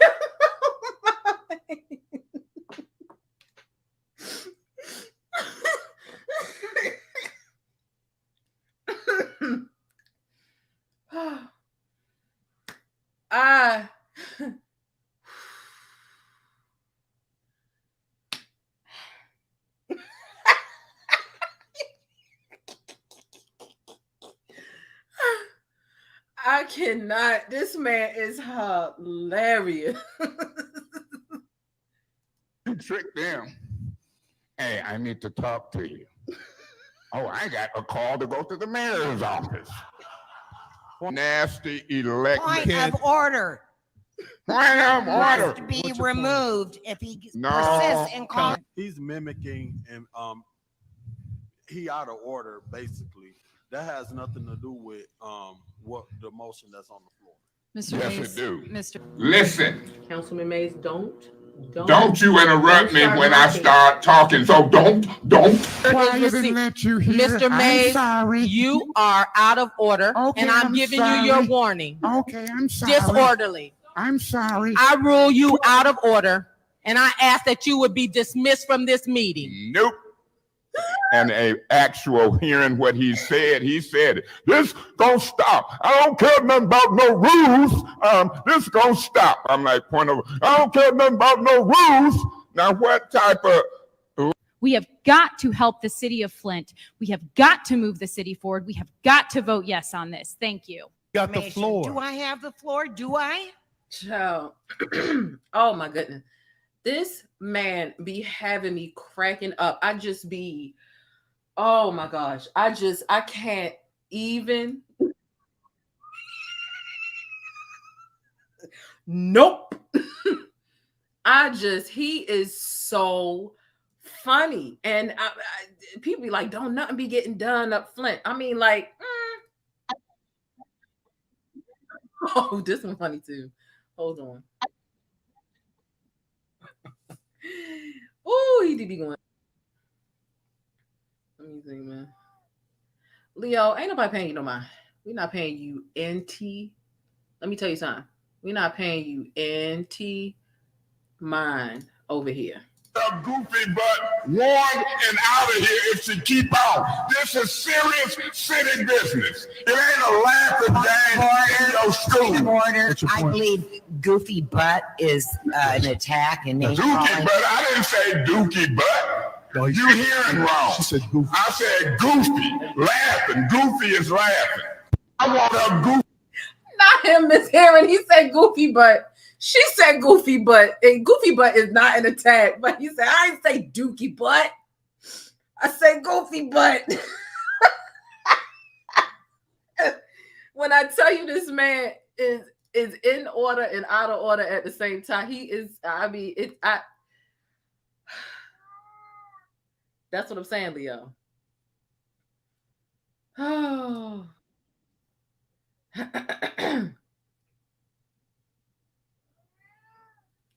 Leo, guess what? You gonna sit here and you gonna deal with me and Eric Mays. Because when you clown, I'm a double clown.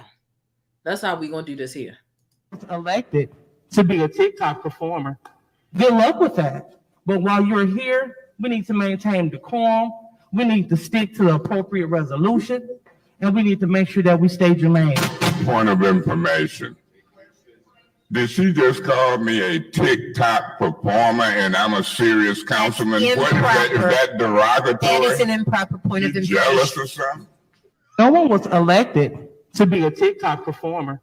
Good luck with that. But while you're here, we need to maintain decorum. We need to stick to the appropriate resolution. And we need to make sure that we stay germane. Point of information. Did she just call me a TikTok performer and I'm a serious councilman? What is that? Is that derogatory? That is an improper point of information. Jealous or something? No one was elected to be a TikTok performer. I really have, you jealous or something? He know he a little internet sensation, and he truly is.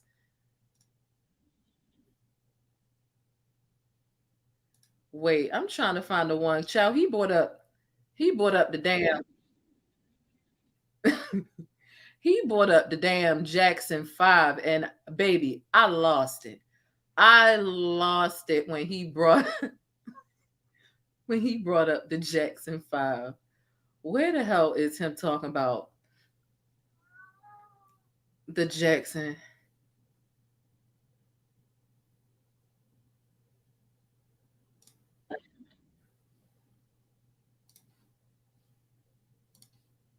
I hope this the one. If not, we just gonna go. We just gonna go through them because y'all have got to hear him talk about Tito and Randy, baby. If it's not a relevant point of information, I am going to give you your first warning because you keep interrupting speakers just to interrupt and state your own opinion. So I would think before you ask this point of information. Who are you talking to? I'm talking to you, Mr. That's my point of information. Who are you talking to? I am talking to you. Right Mr. now, Mayor. you done got me a new point of information. Who are you lecturing and talking to? That ain't your job to talk down to me, ma'am. I'm full grown. Now I'm ruling you out of order, and I'm giving you your first warning. Don't you ever talk to me. Just ask me what my point of information is. Mr. You sound like a fool. You are out of order. You doggone right I am. Okay. You doggone right when you talk to me like I'm a kid. You ask me what's my point of information. You out of order. Okay. And I'm going to appeal your ruling to talk to me that way. I need the opposite. Point of information. Child.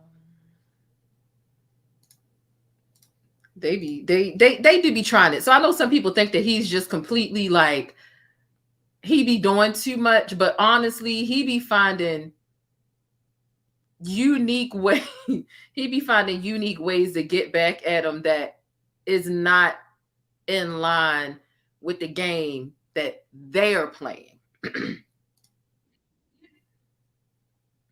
That's what really be going on. He really do be playing chess with them, and they don't get it. All they see is he's being problematic, but really he only becomes problematic when they start with him first. 9 times out of 10. Unity. Gaslight. Yes, sir. I suggest you look it up. We will continue with this appeal.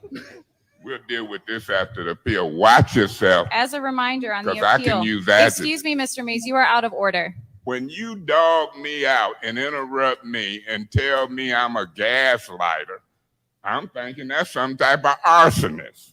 And when I talk back to you, because I didn't call you no name or use no adjective, but I'm going to look up some and I'm going to remind you of what you call me sitting in that chair.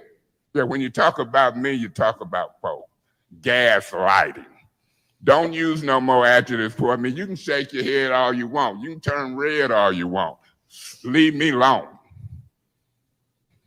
And how dare you talk to me like that? You don't know me. I'm talking about you gaslight. Who are you to judge me? On me with some adjectives, but you had decorum. When you sit in that seat, you're high to a high level of standards and decorum. I can talk about you till the cows come home. How dare you? You don't know me. You didn't know my daddy, you didn't know my mama, and you don't know me. I don't even hardly talk to you. Point of order. What's your point? Mr. May stated that it's about this community. Gaslight. Yes, sir. I suggest you look it up. We will continue. Watch yourself. You don't know me. Okay? This man is funny as hell. Okay?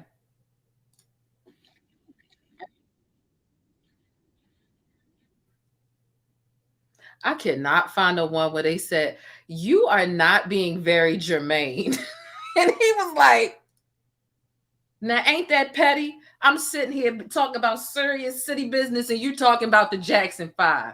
I ain't germane. Matter of fact, I am germane. I'm Tito. I'm Randy. I said, why is she taking shots talking about the Jackson 5? I say, yo. They really be playing on his top. I don't understand why.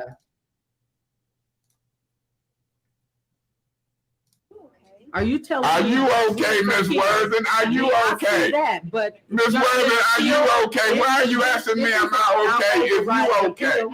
I mean, you're just sitting in your chair. And you be eating food like we at McDonald's. You be eating food There's like a we at the motion to appeal. board. There's a motion to appeal. Did you say that you seconded? I mean, if you okay, I thought she said why is you asking my black butt, am I okay? If your white butt okay? I mean, If you yeah, okay, don't you ask me no stupid question like that when you be up there sleeping, eating food. Are you telling Are me? you okay, Miss Worthing? Are you I okay? see that, but Miss Worthing, are you okay? Why are you asking me? This is a show. It is a show for show. I am telling you.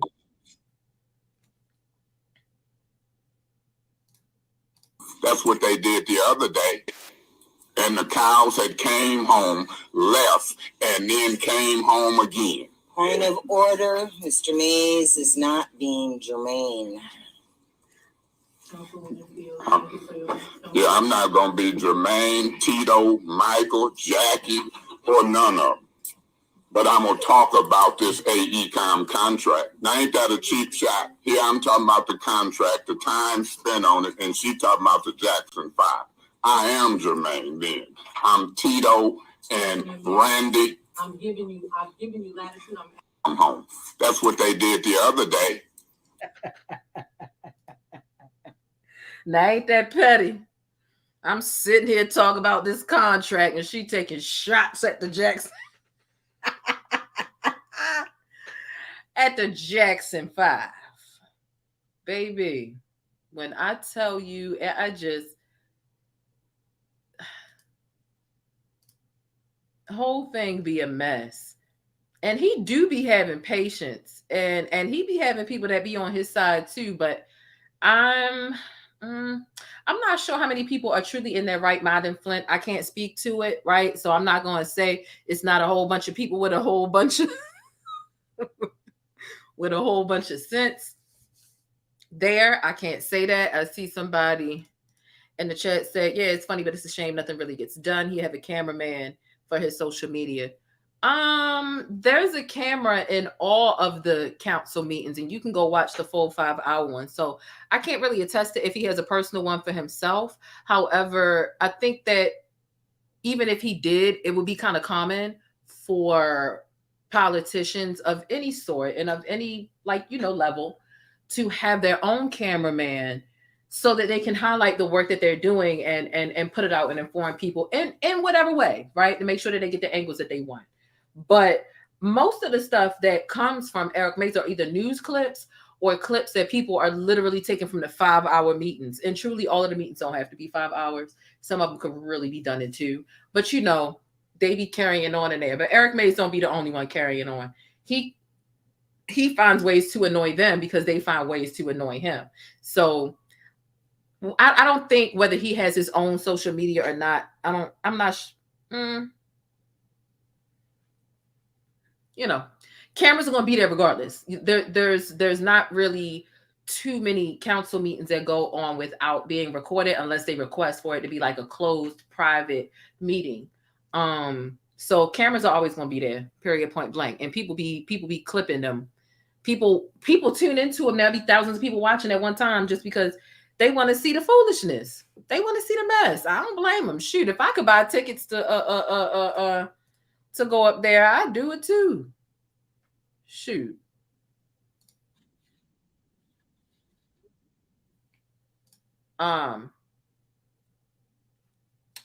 That's that. The last one I want to let y'all listen to is this lady that was trying to lie on him, right? She was trying to lie on him and say that he was calling her, and that he was calling her. Damn, do I not have it in my phone? You know what? I know where it's at.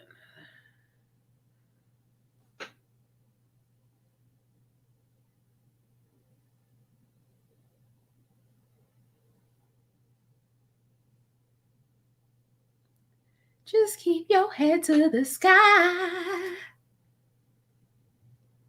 Okay. So here we go. This is a lady trying to lie on him because they disagree so much, because she be trying to do a whole bunch of sly stuff. He said, somebody get that man a dictionary, please. He found one and he started using words that they didn't like, just like that they didn't like and that they didn't know or understand. Handkerchief, and what did he say? Handkerchief head, Negro. They found him a dictionary. They found him a dictionary and a thesaurus. Now,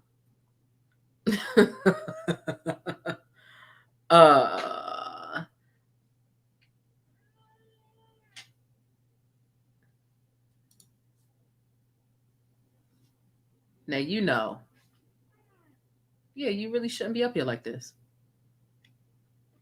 You see I'm in the middle of doing something, you really should move. You should move. Get down.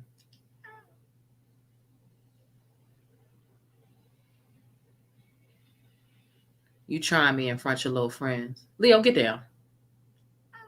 Hey, listen, if you want to clown in front of these people, I'm a double clown. It's 4 o'clock it's 4:45. Get your ass down. Get down.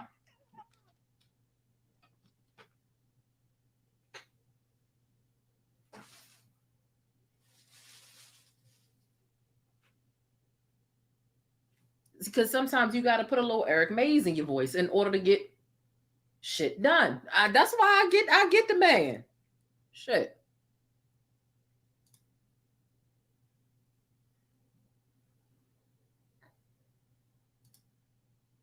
Oh shoot, I ain't turning.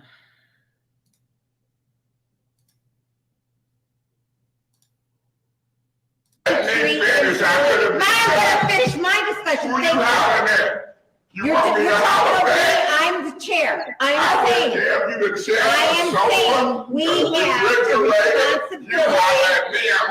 responsibility to be respectful to the employees of the city. Let me proceed. Madam Chair, we're past our time. I'm going to ask Mr. Kim the question that I was asking when she interrupted.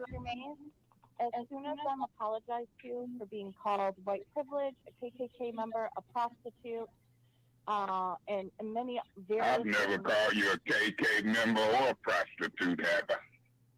You called me a white lady. You are white.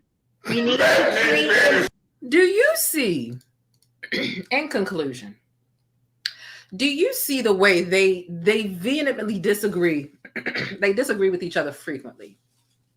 The meetings get heated from every side, the right, the left, the white, the black, every color, every side, every whatever. They have heated discussions frequently.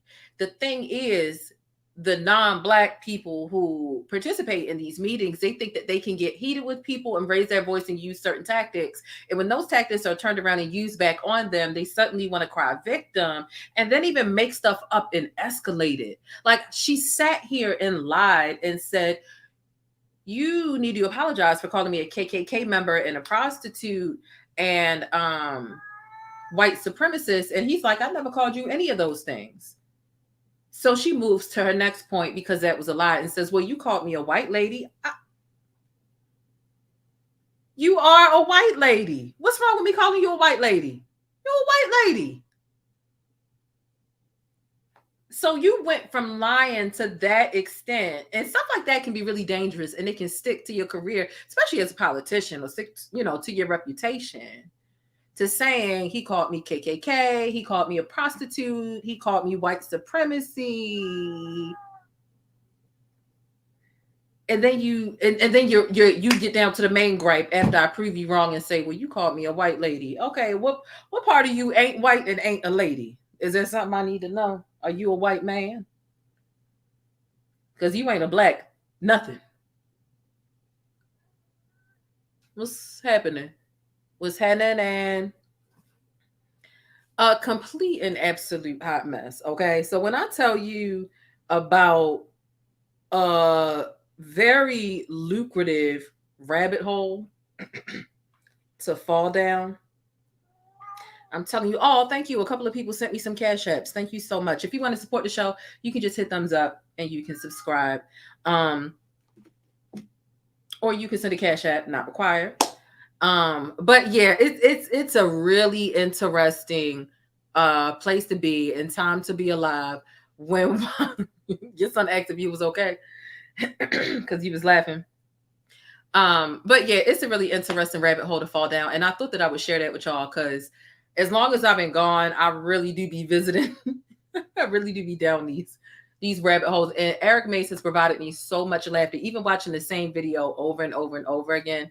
I just crack up. So I'm glad I could give y'all that laugh. I'm glad that I could give y'all that laugh. And it's been very fun. I think I went over everything except for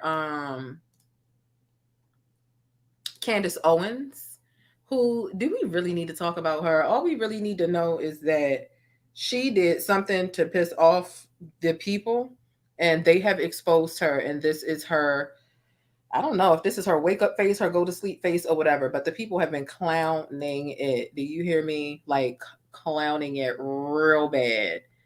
I saw it on my timeline earlier this morning, and people have been going in at it, rightfully so. I'm not sure if it's something that I feel like I heard that she did something in the political arena as well to upset like the opposing party. But also, y'all remember she said that Juneteenth was ghetto and a made-up holiday. Newsflash, Miss Head Raccoon in charge. All holidays were made up. Each and every one of them. We don't even know if Christmas is in the wintertime.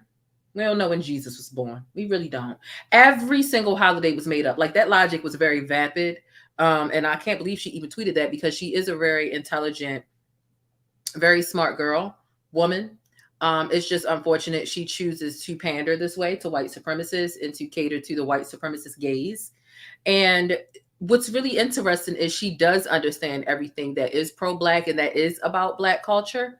However, she chooses not to. Of course, she's married white, and she would prefer to be around whites and people who don't care about really being, I don't want to say loyal to the culture, because that makes it kind of sound like you're not allowed to have a difference of opinion. But to be loyal to white supremacy and white supremacists over your own people, it's a pretty low blow. And so, yes, this is Candace Owens. And a lot of people were playing tic-tac-toe on her forehead real bad because of what she said about Juneteenth. But then I do believe she also did something in the political realm as well that angered and infuriated a lot of people. And somehow this picture got out of her. But to go back to what I was saying, when she was in high school, she was 17 years old, and she filed a lawsuit against her private school because she was being discriminated against. Because she was Black, she was being called all types of slurs and things of that nature. And would you know, she actually called on the NAACP to help her. All the evidence is there. The receipts, the photos, the images, the documentation. They helped her win that lawsuit. She won tens of thousands of dollars against that school for discrimination because the white students were picking on her. So she knew how to use her Blackness, not to play victim, but to actually be a mouthpiece to some of the real life discrimination and the fucked up oppression that Black folk go through over here in America. And somewhere after high school, it just flipped. It just completely flipped, and she's on the other side. Sometimes I wonder if she's going to flip-flop back over, but I feel like she's so strategic. She is articulate. She is smart for the most part. I feel like she knows the Black plight. She just disassociates because she's like a female Uncle Ruckus to an extent, to a bit of an extent, my opinion. Let me show you this exhibit. We're also, that's the truth. As I said, we are the most murderous group in America, and it is not getting better. The crime rates are going up astronomically. We're also, as a matter of fact, the most illiterate group in America by a long shot. This is according to the National Assessment of Educational Progress, which is a sector of the United States Department of Education. Get ready. 84% of Black students lack proficiency in mathematics, and 85% of Black students lack proficiency in reading skills. 85%. Does that not just shock you? Does that not absolutely shock you? It is incredible. And yet they scream progress because they can twerk on top of a Pizza Hut on Juneteenth. How is that for freedom? So it's true, you guys, you've said this 1,000 times. I get it. I'm not invited to the cookout on Juneteenth. I guess I'm just going to have to stay alive. That's my other option. I don't want to go to your stupid cookout. I don't want to do anything. I want nothing to do with Black culture today. I don't know how many times I can say that. There's nothing good about it. It's completely ghetto. It's not the Black culture I grew up watching. It ain't the Winslows. It's not Family Matters. It's not the Jeffersons. It's not the Cosby Show. It is something that is entirely derogatory and disgusting. It's filthy. I want nothing to do with it. So, in conclusion, I apologize that my tweet was so pithy. I will next time make sure that I keep the video to 10. And so my thing is this, Candace Owens. My thing is this.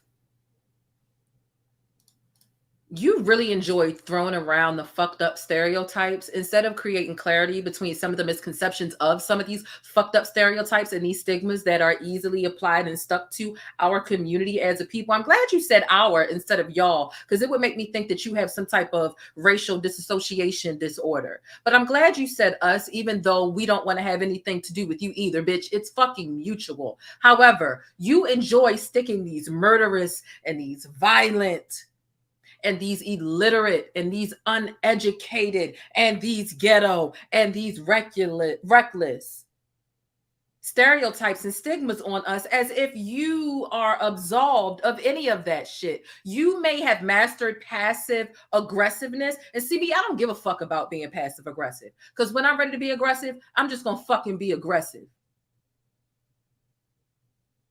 You and DaNaia Jackson have mastered being passive aggressive, and you think that we're supposed to believe that you're not an angry or a bitter Black woman. And both of you are. You're bitter and you're angry. And so as much as you want to slap all of the murderous, gang-banging, ghetto, violent shit on us, you're still an angry Black woman at the end of the day. A hurt, a lonely, an unfucked Black woman, because that white dick you got over there is clearly not giving you what you need, because you wake up just frustrated every day. He's not hitting it. He's not hitting the bottom of your cooch. You're not going to Pound Town. You taking that little baby shrimp, the middle of your coochie and the back of your coochie, wondering where the fuck is the fun? They ain't seen none. You're still an angry Black woman at the end of the day, which is still a fucked up trope that we have. And despite the fact that you weren't quite yelling in this video, you were very much pressed.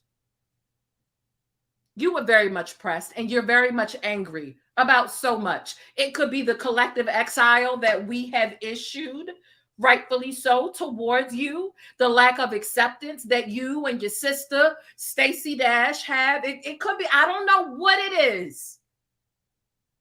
I don't know if you ain't had no good sex in how long or whatever the case is. But one thing is very clear. You're an angry Black woman. Do we? No. But since you want to stick us with these fucked up labels and say, you niggers are ghetto over there, I don't want to have anything to do with you. You're an angry Black woman over there, parroting the talking points of white supremacists. And we don't want to have shit to do with you either. How about that? You goddamn rabid raccoon. That picture was fucking hideous. How the hell do you have lips and they don't even look like DSLs? How do your lips look dangerous and not even viable enough for even sex? I'm trying to understand. Make it make sense.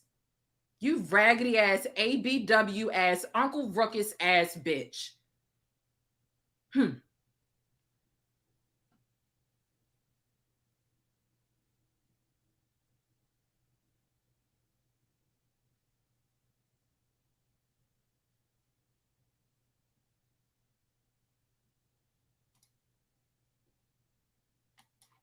Since we just throwing around fucked up black tropes and leaving people that we don't like or don't want to associate with, we're just leaving them with problematic. I'm going to actually classify you as what you as, because all of the shit that you talk about your own people, it's nasty work.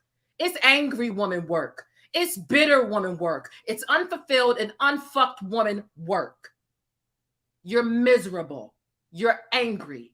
And it just so happens that you're black and you don't want to be.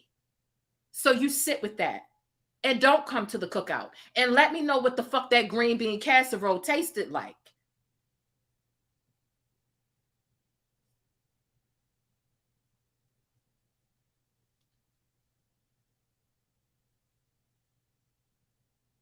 Do y'all think she ever even had some decent potato salad?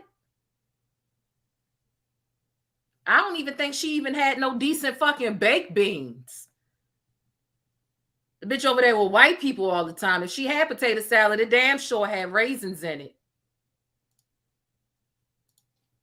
She don't even know what a cookout is. I'm surprised she called it a cookout. Bitch, ain't it a barbecue to you and your people that you kiss up to? Yo, brown nose and ass. What the hell is going on here?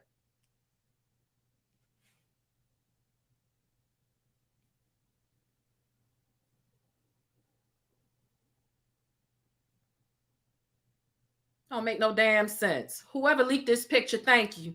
And it's crazy because we so ghetto, but what are these fake lashes?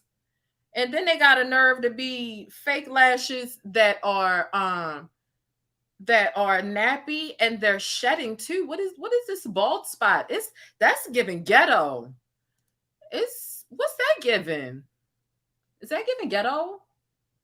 It's given you weren't invited to the cookout. You had the opportunity to go to the salon and get them redone, and you still didn't get them done. Ooh, baby. Make it make sense. Make it make sense. I'm trying to understand. Because this ain't what fake lashes is about. Where do the fake lashes and the trend, and where does that come from? We talking about the queen of split ends right now. We talking about the queen of heat damage. Oh, okay. Okay. All right. Yeah. You know, you black and you take pieces from our culture when it's convenient for you. You're a broken clock. You're not even right twice a day. You're right twice a year. Even less than Azalea Banks and them, right? I can't with you.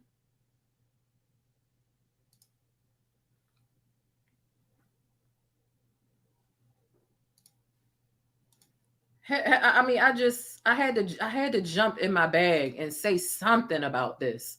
So I couldn't believe her face was on my timeline, just causing this type of grief. This is egregious. This photo is egregious. Somebody's like, what's up with her lips? Do she be putting out forest fires? She put out forest fires and she start forest fires with them lips. That's what be going on with them lips. That's what be happening.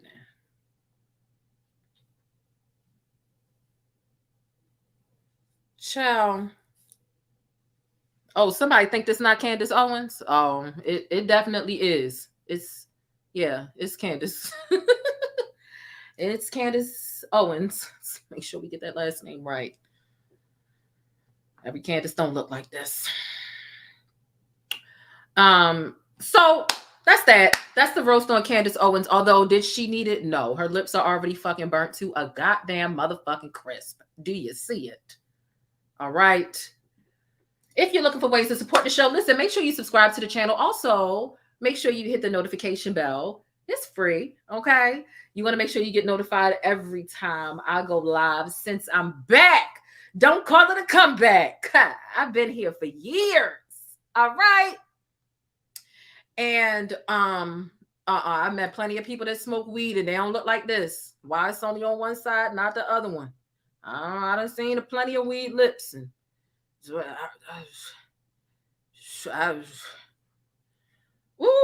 make sure you subscribe to the channel. Make sure you hit thumbs up on the video as well. If you would like to support the channel in a monetary way, not required. It is an option. It's right here. It's right here on the screen, $THA, plainestjane. Make sure you double read it. My screen name is THE, plainestjane, but if you send a Cash App, it's going to be $THA, plainestjane. So just make sure you proofread before you send a Cash App if there's something that you do. If not, just go ahead and tap on that thumbs up for me and comment a couple times. If you're chasing the bus and catching the replay, which means that you weren't here on the live stream, comment as many times as possible. Don't just leave one comment. If you're watching the video, which is pretty long, comment several times. It helps boost the engagement in the algorithm. And listen, I appreciate y'all's attendance. I appreciate y'all sticking with me. I appreciate y'all waiting for me.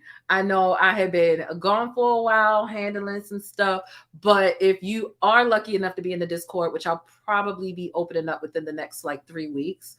If you're lucky enough to be in the Discord, y'all know we talk every day. We talk every single day, all day long about all of the current events in the Discord. So if you're in the Discord, you pretty much always have a clue or a working knowledge of the topics that I'm going to be talking about. And then you have like more direct access to pitch ideas to me or let me know about stories that I may not have seen.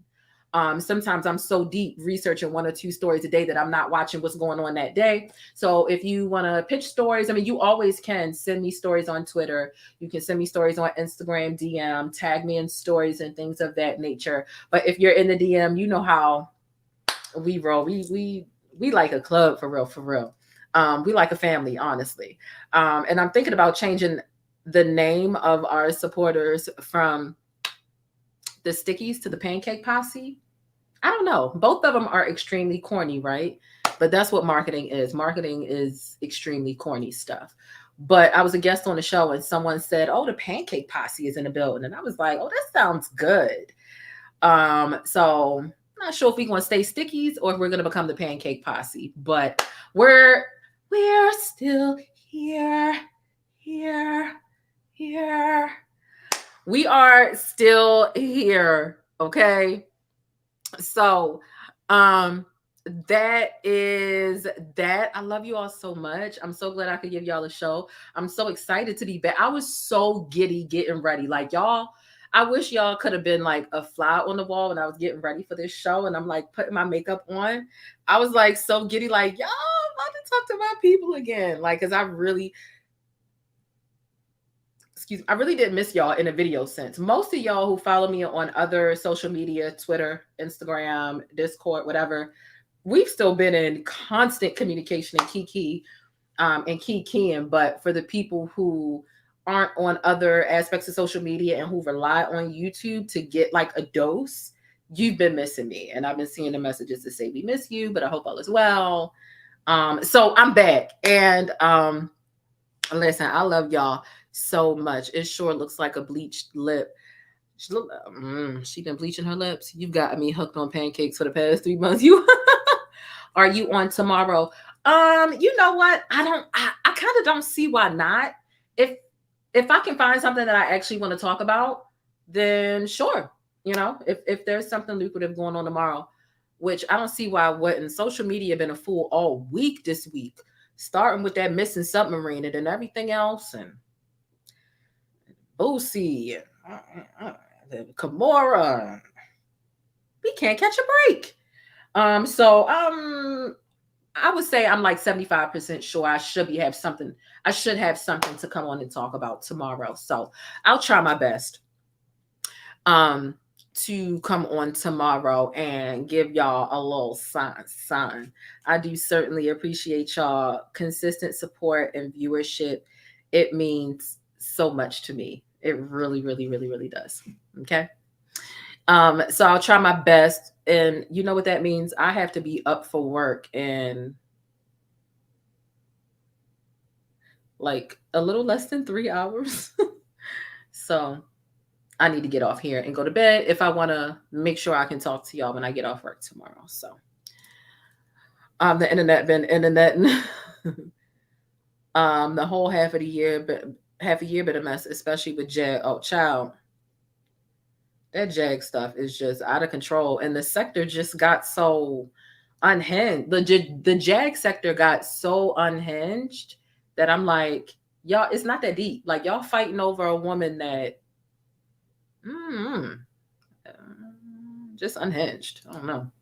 So I'm gonna get off here. So hopefully I can talk to y'all tomorrow. Make sure you follow me on Twitter and Instagram if you haven't already. The links are down below in the description box. Also, the very first link down below in the description box is a makeup channel. So if you're a makeup girly and you want reviews on high-end and drugstore makeup before you purchase them, tutorials, skincare, and all that other stuff, make sure you click the very first link and subscribe to them. Drop some pancakes in their comment section just so that they know where you came from. The name of the channel is Deeper Than Skin Deep. So make sure you hit up that channel.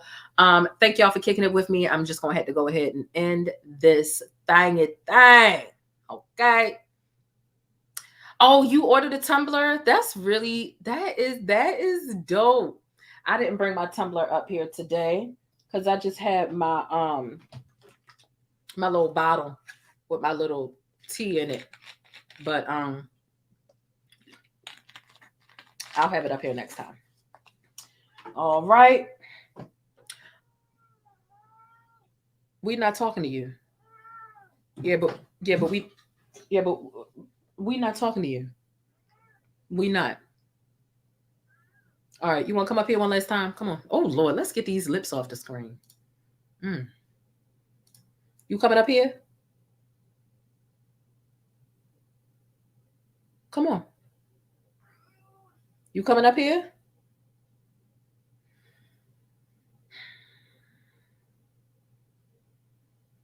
Come on.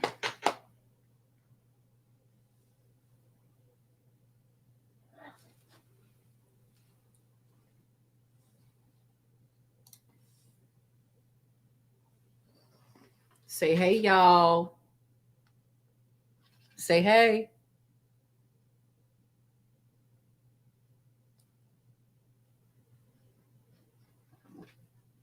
You mad? You don't like that? All right.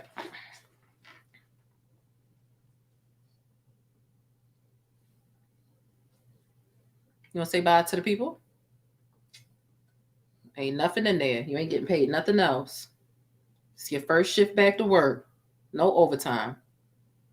You want to say hey? Say hey. Look. Look at the people. Look. Down here.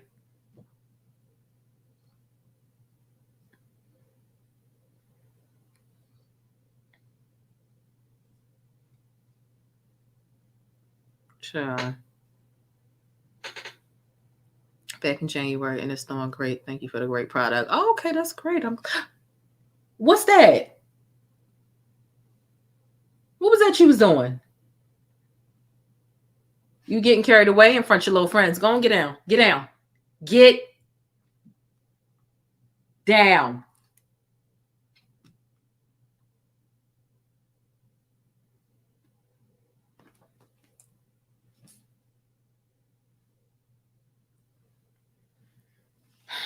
I'm glad it was a great product. I'm glad you enjoyed the product.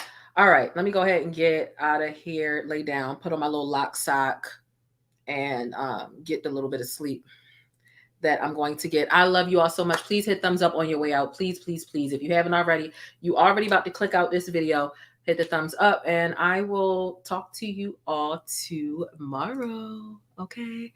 Hey, Jane, love your channel. It's always little bit. Thank you. I appreciate you all so much.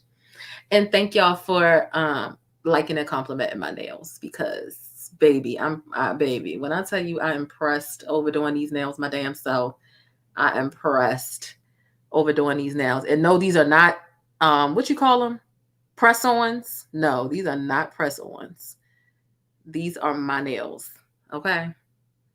And you can't tell me nothing with these nails. I'm at work talking with my hands all day. Like, how can we help you today? What? Oh, okay. So you need help with what? Oh, all right. Okay.